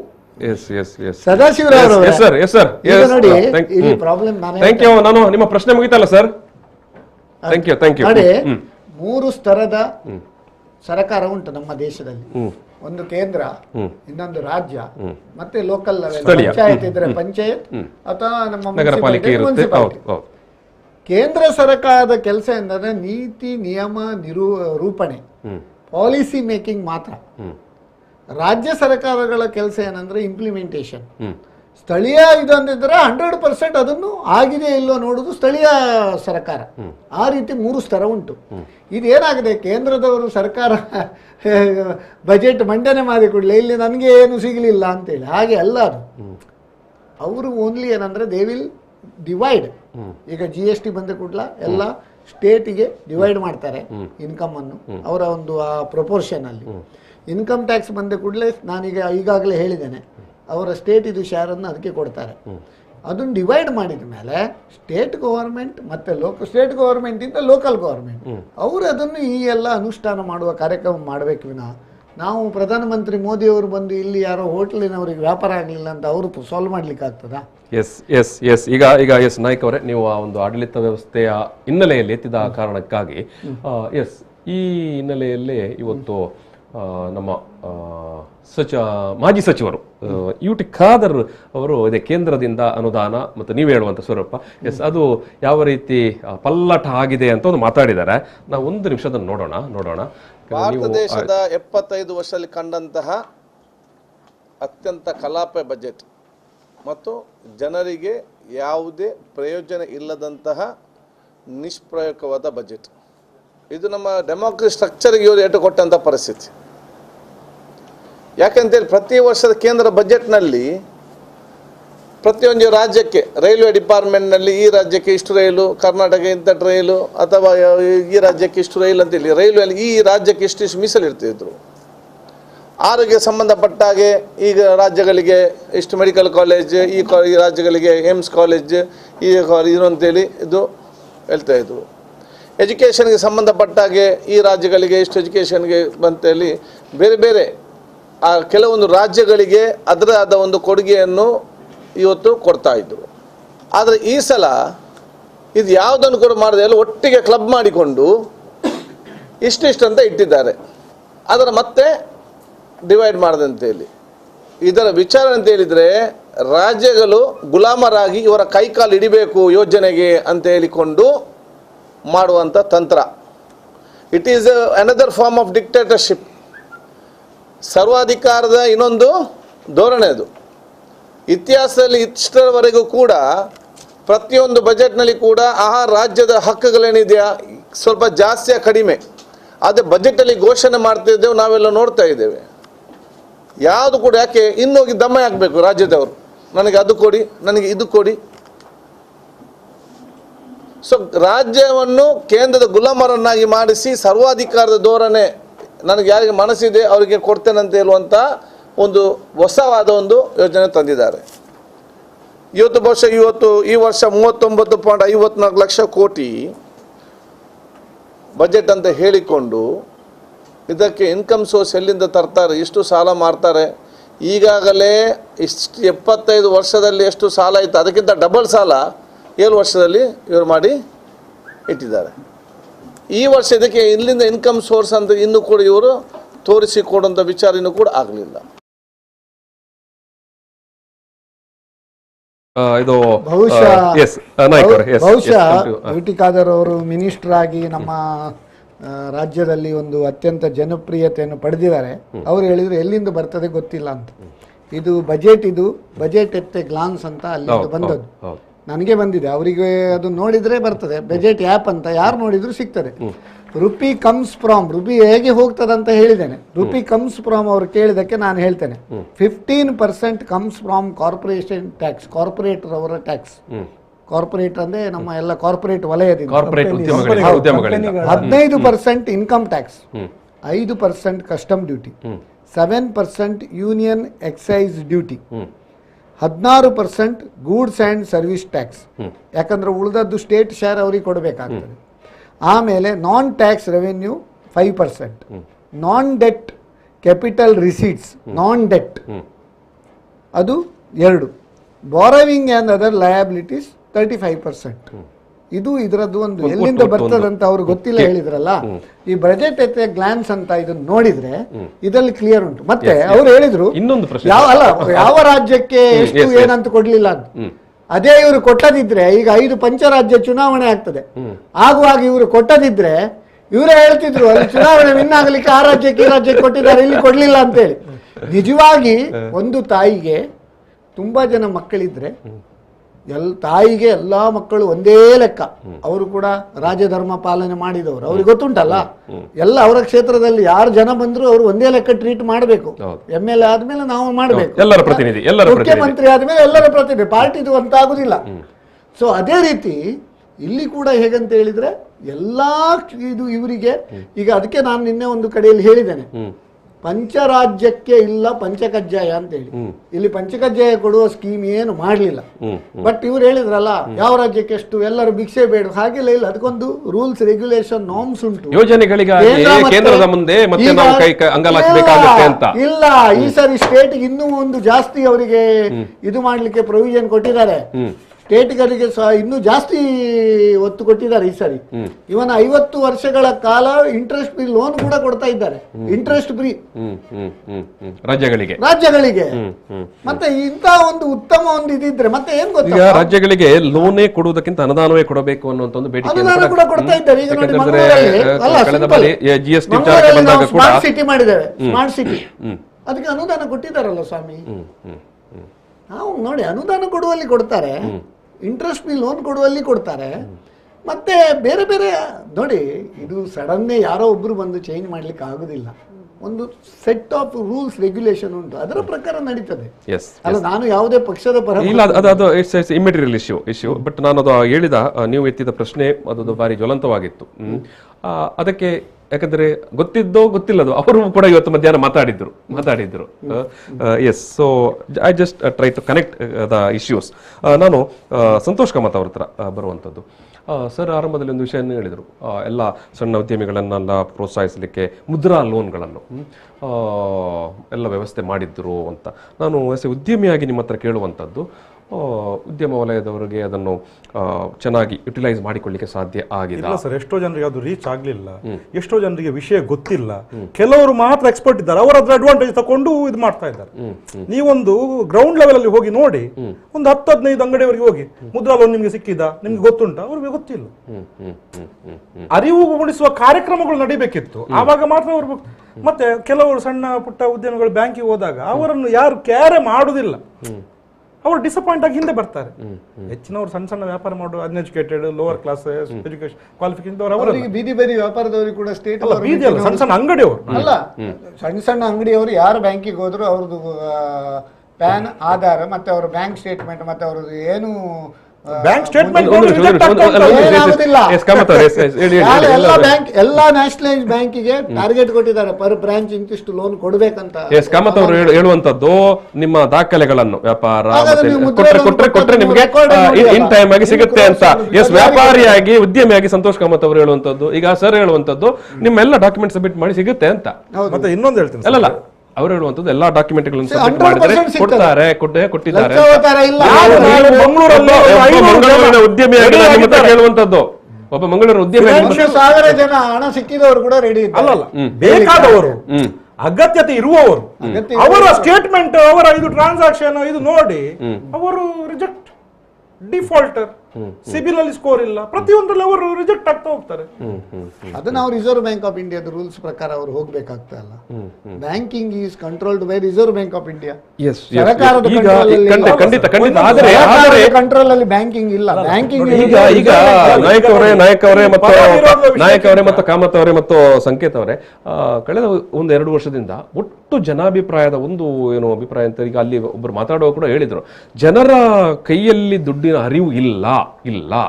ಅದು ಇವನ್ ಸಣ್ಣ ವ್ಯಾಪಾರಿಗಳು ಇರ್ಬೋದು, ಸಣ್ಣ ವ್ಯವಹಾರಸ್ಥರು ಇರ್ಬೋದು, ಒಂದು ಉದ್ದಿಮೆದಾರರು ಕೂಡ ಇರ್ಬೋದು, ದುಡ್ಡಿನ ಅರಿವು ಇಲ್ಲ. ಸೊ ಹಾಗಾಗಿ ನೇರವಾಗಿ ಏನಾದರೂ ವ್ಯವಸ್ಥೆ ಮಾಡಬಹುದು, ಎಲ್ಲ ಸಂಕಷ್ಟಗಳು, ಎಲ್ಲ ರೂಲ್ಸ್ ಅನ್ನು ಬದಿಗೆ ಇಟ್ಟು ಸ್ವಲ್ಪ ಅಪ್ಡೇಟ್ ಮಾಡಲಿಕ್ಕೆ ಏನಾದರೂ ಮಾಡಬೇಕಾಗಿತ್ತು ಅಂತ 2 ವರ್ಷಗಳಿಂದ ಎಲ್ಲ ವಲಯದಲ್ಲಿ ನಾವು ಕೇಳ್ತಾ ಇರುವಂತ ಅಭಿಪ್ರಾಯ. ಎಸ್, ಈಗ ಪಂಚಕಜ್ಜಾಯದಾಗ ಹಂಚಬಹುದು, ಹಣ ಎಲ್ಲಿಂದ ತರುದು? ಎಸ್ ಎಸ್ ಎಸ್ ಆಕ್ಚುಲಿ ಈಗ ಬಜೆಟ್ ಹೇಳಿದ್ರೆ ಆಯವ್ಯಯ ಮಂಡನೆ ಮಾಡೋದು ಬ್ಯಾಲೆನ್ಸ್ ಶೀಟ್ ನಾಕಿ. ಮೊದಲು ಬಜೆಟ್ ಹೇಳಿದ್ರೆ ಹಾಗೆ ಇರ್ಲಿಲ್ಲ ಸರ್. ರೈಲ್ವೆ ಬಜೆಟ್ ಬೇರೆ ಇತ್ತು, ಇದು ಬೇರೆ ಇತ್ತು, ಇದು ಒಟ್ಟಿಗೆ ಮಾಡೋದು ಪರವಾಗಿಲ್ಲ. ಬಟ್ ಮೊದಲು ಬಜೆಟ್ ಆಗುವಾಗ ಮರುದಿನ ಪೇಪರ್ ಅಲ್ಲಿ, ಟಿವಿಯಲ್ಲಿ ಸಿಮೆಂಟ್ ತುಟ್ಟಿ, ಇದು ಸಿಗರೇಟ್ ತುಟ್ಟಿ, ಮದ್ಯ ಇಟ್ಟು ಇದಕ್ಕೆ ಕಡಿಮೆ ಆಗಿದೆ, ಇದು ಈಗ ನೋಡಿ GST ಅಲ್ಲಿ ಆಗಾಗ ಇವರು ಚೇಂಜ್ ಮಾಡಿಬಿಡ್ತಾರೆ, ಚೇಂಜ್ ಮಾಡಿ ಕಮ್ಮಿ ಮಾಡ್ತಾ ಬಂದಿದ್ದಾರೆ. ಇಲ್ಲ ಸರ್, GST ರೇಟ್ ನಾನು ಹೇಳ್ತೇನೆ, ನೀವು ಫಸ್ಟಿಗೆ ಸಿನ್ ಗೂಡ್ಸಿಗೆ ಮಾತ್ರ ಇತ್ತು. ಮತ್ತೆ ಈಗ ಸಿನ್ನು ಗೂಡ್ಸಿಗೆ ಮಾತ್ರ 28%, ಉಳಿದ ಎಲ್ಲ ಗೂಡ್ಸಿಗೆ ನಿಮ್ಗೆ 18%ಗೆ ಕಮ್ಮಿ ಮಾಡಿದ್ದಾರೆ. ಮುಂಚೆ ನೋಡಿ ಸರ್ವಿಸ್ ಟ್ಯಾಕ್ಸ್ ಮತ್ತೆ ವ್ಯಾಟ್ ಇರುವಾಗ ಇದ್ದದಕ್ಕಿಂತ tax rate, average rate of tax GST ಅಲ್ಲಿ ಕಮ್ಮಿ ಆಗಿದೆ ಸ್ವಾಮಿ. ಮತ್ತೆ GST ಯಾರಿಗೆ, ಒಂದ್ ನಿಮಿಷ, GST ಯಾರಿಗೆ, ಇವ್ರು ಹೋಟ್ಲ್ ಅಂತ ಹೇಳಿದ್ರು, ಅವ್ರಿಗೆ GST ನೋಡಿ 20 ಲಕ್ಷ ಟರ್ನ್ ಓವರ್ ವರೆಗೆ ರಿಜಿಸ್ಟ್ರೇಷನ್ ಬೇಡ. ಮುಂಚೆ 10 ಲಕ್ಷ ಆದಗಳು ರಿಜಿಸ್ಟರ್ ಮಾಡಬೇಕಿತ್ತು. ಸಣ್ಣ ವ್ಯಾಪಾರಿಗೆ, ಅಂಗಡಿ ಇಟ್ಟವರಿಗೆ ಟರ್ನ್ ಓವರ್ ವರೆಗೆ ರಿಜಿಸ್ಟ್ರೇಷನ್ ಬೇಡ. ಪಾದರಕ್ಷೆ ಮತ್ತು ಜವಳಿ ಅದಕ್ಕೆ ಕಡಿಮೆ ಆಗಿದೆ ಅಂತ. ಎಂತ ಕಡಿಮೆ ಆಗಿದೆ? ಮೊನ್ನೆ ರಾ ಮೆಟೀರಿಯಲ್ಸ್ಗೆ ಜಾಸ್ತಿ ಆಯ್ತು, ಅದಕ್ಕೆ ಜಾಸ್ತಿ ಆಯ್ತು, ಪ್ಯಾಕೇಜಿಂಗ್ ಜಾಸ್ತಿ ಆಯ್ತು, ಪ್ರಿಂಟಿಂಗ್ ಜಾಸ್ತಿ ಆಯ್ತು, ಟ್ರಾನ್ಸ್ಪೋರ್ಟೇಷನ್ ಕಾಸ್ಟ್ ಜಾಸ್ತಿ, ಎಲ್ಲ ಲಾಸ್ಟ್ ಕೊರೋನಾ ಸೆಕೆಂಡ್ ವೇವ್ನಿಂದ ಇತ್ತು ಈಗಿನ ತನಕದ ಸಿಚುವೇಶನ್ ಅಲ್ಲಿ 30 to 35% ಕಾಸ್ಟ್ ಜಾಸ್ತಿ ಆಗಿದೆ. ಪ್ರತಿ ಒಂದು ಐಟಮ್ ರಾ ಮೆಟೀರಿಯಲ್ ಜಾಸ್ತಿ ಆಗಿದೆ. ಈಗ ನಿನ್ನೆ ಕಡಿಮೆ ಆಗಿದೆ ಅಂತ, ಈಗ ನಾಳೆ ಅಂಗಡಿ ಬಂದು ಕಸ್ಟಮರ್ ಕಡಿಮೆ ಆಗಿದಲ್ಲ, ಅಷ್ಟು ಬೇಗ ಆಗ್ತದ? ಆಗ ಇವರು ಹೇಳಿದ್ರು, ಗಿಡ ನೆಟ್ಟ ಕೂಡಲೇ, ಒಂದು ಬೀಜ ಹಾಕಿದ ಕೂಡಲೇ ಗಿಡ ಆಗ್ಬೇಕು, ಮರ ಆಗ್ಬೇಕಂತ. ಇದು ಇವರು ಕಡಿಮೆ ಆಗಿದೆ ಅನೌನ್ಸ್ ಮಾಡಿಕೊಡು ಜನರಿಗೆ. ಏನು ಆ ಬಟ್ಟೆ ಕಡಿಮೆ ಆಯ್ತು, ಎಲ್ಲೇ ಕಡಿಮೆ ಆಗಿದೆ? 35-40% ಲಾಸ್ಟ್ 6 to 7 months ಅಲ್ಲಿ. ಅದು ಕೂಡ one of the worst business period ಅಲ್ಲಿ. ಇನ್ನೊಂದು ಲಾಸ್ಟ್ ಟೈಮ್ ನಮ್ಮ MSME ಲೋನ್ಸ್ ಎಲ್ಲ ಕೊಟ್ಟರು. ಫಸ್ಟ್ ಇವ್ರು ಕೊಟ್ಟದ್ದು ಮ್ಯಾನುಫ್ಯಾಕ್ಚರಿಂಗ್ ಯೂನಿಟ್ಸ್ ಅವರಿಗೆ. ಅವರ ಮ್ಯಾನುಫ್ಯಾಕ್ಚರಿಂಗ್ ಅವರ ಹತ್ರ ಸ್ಟಾಕ್ ಉಂಟು, ಮ್ಯಾನುಫ್ಯಾಕ್ಚರ್ ಮಾಡಿದ್ದಾರೆ. ಯಾಕಂದ್ರೆ ಜನರಿಗೆ ಖಾಲಿ ಬಿಡ್ಲಿಕ್ಕೆ ಆಗುದಿಲ್ಲ, ಮೆಷಿನರೀಸ್ ರನ್ ಮಾಡ್ಬೇಕಂತ. ಇವರಿಗೆ ಪುನಃ ಸ್ವಲ್ಪ ಏನು ಬೂಸ್ಟರ್ ಅಂತ ಹೇಳಿ ಸ್ವಲ್ಪ ಲಾಸ್ಟ್ ಟೈಮ್ ಫಂಡ್ಸ್ ಕೊಟ್ಟರು. ಇವರು ಇನ್ನೂ ಕೂಡ ಮ್ಯಾನುಫ್ಯಾಕ್ಚರಿಂಗ್ ಮಾಡಿಟ್ರು. ಇಲ್ಲಿ ರಿಟೇಲ್ ಸೆಗ್ಮೆಂಟ್ ಅಲ್ಲಿ ಕಸ್ಟಮರ್ ಎಂಡ್ ಯೂಸರ್ ತಗೊಳ್ಳದಿದ್ರೆ ಏನಾಗ್ತದೆ? ಮ್ಯಾನುಫ್ಯಾಕ್ಚರ್ ಅವನ ಹತ್ರ ಸ್ಟಾಕ್ ಉಳಿತು, ಡಿಸ್ಟ್ರಿಬ್ಯೂಟರ್ ಹತ್ರ ಅವನ ಹತ್ರ ಸ್ಟಾಕ್ ಉಳಿತು, ಅಂಗಡಿ ಇರ್ತದೆ ಅದು ಅಲ್ಲೇ ಎಲ್ಲ ಸ್ಟ್ಯಾಂಡ್ ಸ್ಟಿಲ್ ಆಯ್ತು. ಎಂಡ್ ಯೂಸರ್ ಹತ್ರ ಫ್ಲೋ ಆದ್ರೆ ಮಾತ್ರ ಅಲ್ಲ ಮ್ಯಾನುಫ್ಯಾಕ್ಚರಿಂಗ್. ಹಾಗಾದ್ರೆ ವಾಸ್ತವ ಬೇರೆ ಉಂಟು, ಬೇರೆ ಉಂಟು ಅಂತ ನೀವು ಹೇಳೋದು. ಬಡ್ಡಿ ಉಂಟೇ ಉಂಟು, ಮೊರಟೋರಿಯಂ ಪೀರಿಯಡ್ ಇರಬಹುದು, ಬಡ್ಡಿ ಉಂಟು. ಲಾಸ್ಟಿಗೆ ಏನಾಯ್ತು ಹೇಳಿದೆ ಸರ್, ಎಲ್ಲರೂ ಹಣದ ಶಾರ್ಟೇಜ್ ಆಗಿ ಸಿಕ್ಕ ರೇಟಿಗೆ ಒಮ್ಮೆ ಹೋಗ್ಲಿ ಆಚೆ ಅಂತೇಳಿ ಹಾಗೆ ಮಾರುವ ಸ್ಥಿತಿ ಬಂತು. What is the gain? ಲಾಭ ಎಲ್ಲಿ ಉಂಟು? ಎಸ್ ಅಂದ್ರೆ ಅದೇ ನಾನು ಕೇಳುವಂಥದ್ದು, ಕೇಳುವ ಲೆಕ್ಕಾಚಾರಗಳು ಬೇರೆ ಉಂಟು, ವಾಸ್ತವದ ವ್ಯವಹಾರಗಳು ಬೇರೆ ಉಂಟು ಅಂತ ನೀವು ಹೇಳುವಂಥದ್ದು. Practical time consumption. ಈಗ ನಾನು ಕೊನೆಯದಾಗಿ ಇದು SS ನಾಯ್ಕ ಅವ್ರ ಹತ್ರ ಕೇಳುವಂಥದ್ದು ಅದೇ ಇಂಥ ಒಂದು ಪ್ರಶ್ನೆ ಒಂದು. ಮತ್ತೆ ನಾನು ಆಗ ಎತ್ತಿದಂಥ ಪ್ರಶ್ನೆ, ಯಾಕಂದರೆ ಸಣ್ಣ ಉದ್ಯಮದವರು, ವ್ಯಾಪಾರದವರೆಲ್ಲ ಕೈಯಲ್ಲಿ ದುಡ್ಡಿಲ್ಲ ಅಂತ ಹೇಳುವಂಥದ್ದು. ನೀವೊಂದು ಪ್ರಶ್ನೆ ಹೇಳಿದ್ರೆ, ಹಾಗಾದ್ರೆ ನೇರವಾಗಿ ದುಡ್ಡು ಕೊಡ್ಲಿಕ್ಕೆ ಆಗುತ್ತಾ ಅಂತ, ಏನು ಪರಿಹಾರಗಳು ಇರುತ್ತೆ ಅಂತ ನಾನು ನಿಮ್ಮ ಹತ್ರ ಕೇಳುವಂಥದ್ದು. ನೋಡಿ, ನೇರವಾಗಿ ದುಡ್ಡು ಕೊಡುವಲ್ಲೆಲ್ಲ ಕೊಡ್ತಾ ಇದ್ದಾರೆ. ಈಗ Kisan Samman Nidhi direct benefit transfer ಅಂತ ಮಾಡ್ತಾ ಇದ್ದಾರೆ. ಡೈರೆಕ್ಟ್ ರೈತರ ಅಕೌಂಟಿಗೆ ನೇರ ವರ್ಗಾವಣೆ, ಆಯ್ತಾ? ಅದು ಮುಂಚೆ ಇರಲಿಲ್ಲ. ಆಮೇಲೆ ಅದಕ್ಕೆ ಪರ್ಯಾಯವಾಗಿ ಏನಾಗಿದೆ, ಅವರಿಗೆ ಕೊಡ್ತಾ ಇದ್ದ ರಸಗೊಬ್ಬರದ ಸಬ್ಸಿಡಿಯನ್ನು ಸಬ್ಸಿಡಿ ಬೇಡ, ಅದೇ ಸಬ್ಸಿಡಿಯಲ್ಲಿ ಇದೆ, ಗೋಲ್ಮಾಲ್ ಆಗ್ತದಂತೇವೆ. ಈ ನೋಡಿ, ಮುಂಚೆ ನೋಡಿ ಯೂರಿಯಾ ಇದು ಮಾಡುವಾಗ ಯೂರಿಯಾವನ್ನು ರೈತರಿಗೆ ಅಂತ ಹೇಳಿ ಬೇರೆ ಮಾಡ್ತಿದ್ರು. ಆಮೇಲೆ ಬೇವು ಲೇಪಿತ ಯೂರಿಯಾ ಅಂತ ಮಾಡಿದ್ರು. ಇವ್ರು ಚಾಪೆ ಅಡಿ ನುಗ್ಗಿದ್ರೆ ಅವರು ರಂಗೋಲಿ ಅಡಿ ನುಗ್ಳ್ತಾರೆ. ಡೈರೆಕ್ಟ್ ಬೆನಿಫಿಟ್ ಟ್ರಾನ್ಸ್ಫರ್ ಒಳ್ಳೇದಲ್ಲ, ಡೈರೆಕ್ಟ್ ಅಕೌಂಟಿಗೆ ಬಂದು ಸಿಗ್ತದಲ್ಲ. ಆವಾಗ ಅದರಲ್ಲಿ ಗೋಲ್ಮಾಲು, ಮಧ್ಯವರ್ತಿ, ಅದು ಇದೆಲ್ಲ ಏನಿಲ್ಲ. Fertiliser subsidy, first fertiliser subsidy ಕಡಿಮೆ ಮಾಡ್ಲಿಕ್ಕೆ ಕಾರಣ ಏನಂದ್ರೆ, ನಾವೊಂದು ಮೊನ್ನೆ ವರ್ಲ್ಡ್ ಸಾಯಿಲ್ ಡೇ ಅಂತಾಗಿತ್ತು. ಆವಾಗ ನಾನೊಂದು ಸ್ಟಡಿ ಮಾಡಿದೆ, ನನಗೆ ಭಾರಿ ಒಂದು ಬೇಸರದ ಸಂಗತಿ. ಸಾವಿರಾರು ಗಟ್ಟಲೆ ಎಕರೆ ಗುಜರಾತಲ್ಲಿ ಬಂಜರು ಭೂಮಿ, ಬೆಳೆ ಬೆಳಿಲಿಕ್ಕೆ ಆಗ್ತಾ ಇಲ್ಲ. ಫರ್ಟಿಲೈಸರ್ ಹಾಕಿ ಪಂಜಾಬಲ್ಲಿ, ಅಲ್ಲಿ ಇಲ್ಲಿ ಎಲ್ಲ ಕಡೆಯಲ್ಲಿ ಫರ್ಟಿಲೈಸರ್ ಹಾಕಿ ಉಂಟಲ್ಲ, ನಮಗೀಗ ಬೇಡದ ಕಾಯಿಲೆ, ಕ್ಯಾನ್ಸರ್, ಅದಿದೆಲ್ಲ ಅದರಿಂದ ಬರುವುದು. ಸಾವಯವ ಕೃಷಿಗೆ ಈ ಬಜೆಟ್ ಅಲ್ಲಿ ಅದಕ್ಕೆ ಉತ್ತೇಜನ ನೀಡ್ತಾ ಇದ್ದಾರೆ. ಫರ್ಟಿಲೈಸರ್ಗೆ ನೀವು ಸಬ್ಸಿಡಿ ಕೊಟ್ಟ ಕೂಡಲೇ ಇನ್ನೂ ಜಾಸ್ತಿ ಫರ್ಟಿಲೈಸರ್ ಹಾಕ್ತಾರೆ. It is not good for soil, it is not good for crop, it is not good for ನಮ್ಮ ಒಂದು ದೇಹಕ್ಕೆ ಕೂಡ ಒಳ್ಳೆದಲ್ಲ. ಸಾವಯವ ಕೃಷಿಗೆ ಉತ್ತೇಜನ ಕೊಡ್ತಾ ಇದ್ದಾರೆ. ಎಸ್ ಸರ್, ನಾನು ಈಗ ಈ ಒಂದು ಮಾತುಕತೆಯನ್ನು ಮುಗಿಸುವಂತಹ ಹಂತದಲ್ಲಿ ಮುಗಿಸಬೇಕು ಸರ್. ನಾವು ತುಂಬಾ ಮಾತಾಡಿದೆವು. ನೋಡಿ, cost of living day by day ಜಾಸ್ತಿ ಆಗಿದೆ. ಖಂಡಿತ ಸರ್. ಈಗ ಸಣ್ಣ ಪುಟ್ಟ, ಈಗ ನಮ್ಮಲ್ಲಿ ಸ್ಟಾಫ್ ಸಣ್ಣ ಅಂಗಡಿಯಲ್ಲಿ ದುಡಿಯುವವರಲ್ಲ, ಅವರು 10,000 12,000 ದುಡಿತಾರೆ ಸರ್. ಅವರು ಹೇಗೆ ದಿನ ತೆಗೆಯೋದು? ಡೇ ಬೈ ಡೇ ಬಸ್ಸಿನ ಖರ್ಚು ಜಾಸ್ತಿ ಆಗ್ತದೆ. ಅವರ ಒಂದು ಉಡುಗೆ ತೊಡುಗೆ ಅಥವಾ ಒಂದು ಮಿನಿಮಮ್ ಅಂತ ತಗೊಳ್ಬೇಕಾದ್ರು ಹೇಗೆ ದಿನ ತೂಗಿಸುವುದು? ಬಾಡಿಗೆ ಆಯ್ತು. ಸಣ್ಣ ಪುಟ್ಟ ಉದ್ಯಮದವರು ಅವರಿಗೆ ಏನೋ ಒಂದು ಬಿಸ್ನೆಸ್ ನಡೀತಾ ಇದೆ ಹೇಳಿದ್ರೆ ಅವ್ರಿಗೆ ಇನ್ಕ್ರಿಮೆಂಟ್ ಲಾಸ್ಟ್ 3 ವರ್ಷದಿಂದ ಯಾರಿಗೂ ಸಹ ಈ ಪ್ರೈವೇಟ್ ಅಲ್ಲಿ ಅನ್ಆರ್ಗನೈಸ್ ಸೆಕ್ಟರ್ಸ್ ಅಲ್ಲಿ ಇದ್ದವರು ಯಾರಿಗೂ ಇನ್ಕ್ರಿಮೆಂಟ್ ಮಾಡಿಲ್ಲ. ಬೋರ್ಡ್ ಅಂಡ್ ಉಂಟು ಇಂಜಿನ್ ಅವರು ಕಷ್ಟದಲ್ಲಿದ್ದಾರೆ.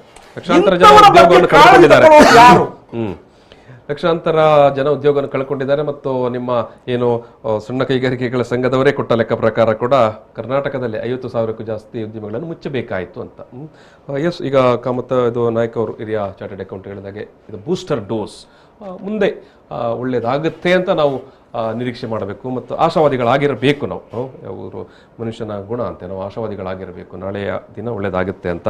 ಎಸ್, ನಾವು ಬಜೆಟ್ ಬಗ್ಗೆ ಸಾಕಷ್ಟು ವಿಚಾರಗಳು ಮಾತಾಡಿದ್ದೇವೆ. ಆದರೂ ಸಾಕಷ್ಟು ಅಂತ ಹೇಳಿದ್ರೆ ಕೂಡ ಒಂದು ಸಣ್ಣ ಅಂಶವನ್ನು ಮಾತ್ರ ಮಾತಾಡಿದ್ದು.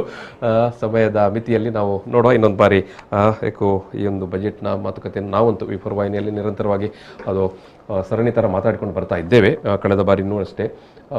ಮತ್ತೆ ಕಾಮತ್ ಅವರಿಗೆ ಅಥವಾ ನಾಯ್ಕ್ ಅವರಿಗೆಲ್ಲ ಅವಕಾಶಗಳು ಸಮಯ ಬಂದಾಗ ನಾವು ಮತ್ತೊಮ್ಮೆ ಸೇರ್ಲಿಕ್ಕೆ ಆಗುತ್ತೆ ಅಂತ ನೋಡ್ತೇನೆ ಖಂಡಿತ. ಎಸ್, ಇವತ್ತಿನ ಮಾತುಕತೆಯಲ್ಲಿ ಭಾಗಿಯಾದದಕ್ಕೆ ಹಿರಿಯ ಚಾರ್ಟೆಡ್ ಅಕೌಂಟೆಂಟ್ ಆಗಿರುವವರ SS ನಾಯಕ್ ಅವರಿಗೆ ನಾನು ಸಮಸ್ತ ವೀಕ್ಷಕರ ಪರವಾಗಿ ಪ್ರೀತಿಪೂರ್ವಕ ಧನ್ಯವಾದಗಳು ಸರ್. ನಿಮಗೆ ಕೂಡ. ಎಸ್, ಅದೇ ರೀತಿಯಾಗಿ ಸಂತೋಷ್ ಕಾಮತ್ ಅವರಿಗೆ, ಉದ್ಯಮಿ ಅವರಿಗೆ ಪ್ರೀತಿ ಧನ್ಯವಾದಗಳು. ಅದೇ ರೀತಿಯಾಗಿ ಸಂಕೇತ್ ನಾಯಕ್ ಅವರಿಗೆ ಸರ್ ಪ್ರೀತಿಯ ಧನ್ಯವಾದಗಳು ಸರ್. ಎಸ್, ಅದೇ ರೀತಿಯಾಗಿ ನಮಗೆ ಕಾಲ್ ಮಾಡಿ ಮಾತಾಡಿದ ನಮ್ಮ ನಾಗರಿಕರಿಗೆ ಅಥವಾ ಈ ಒಂದು ಕಾರ್ಯಕ್ರಮ ನೋಡ್ತಾ ಇದ್ದ ವೀಕ್ಷಕರಿಗೆ ಕೂಡ ನಾನು ಪ್ರೀತಿಯ ಧನ್ಯವಾದವನ್ನು ಹೇಳಿ ಈ ಒಂದು ಮಾತುಕತೆಯಲ್ಲಿ ಸಮಾಪನ ಮಾಡ್ತಾ ಇದ್ದೇನೆ. Thank you. ಪ್ರಚಲಿತ ಈ ಕಾರ್ಯಕ್ರಮದ ಪ್ರಾಯೋಜಕರು Father Muller's charitable trust, SDM college Ujire.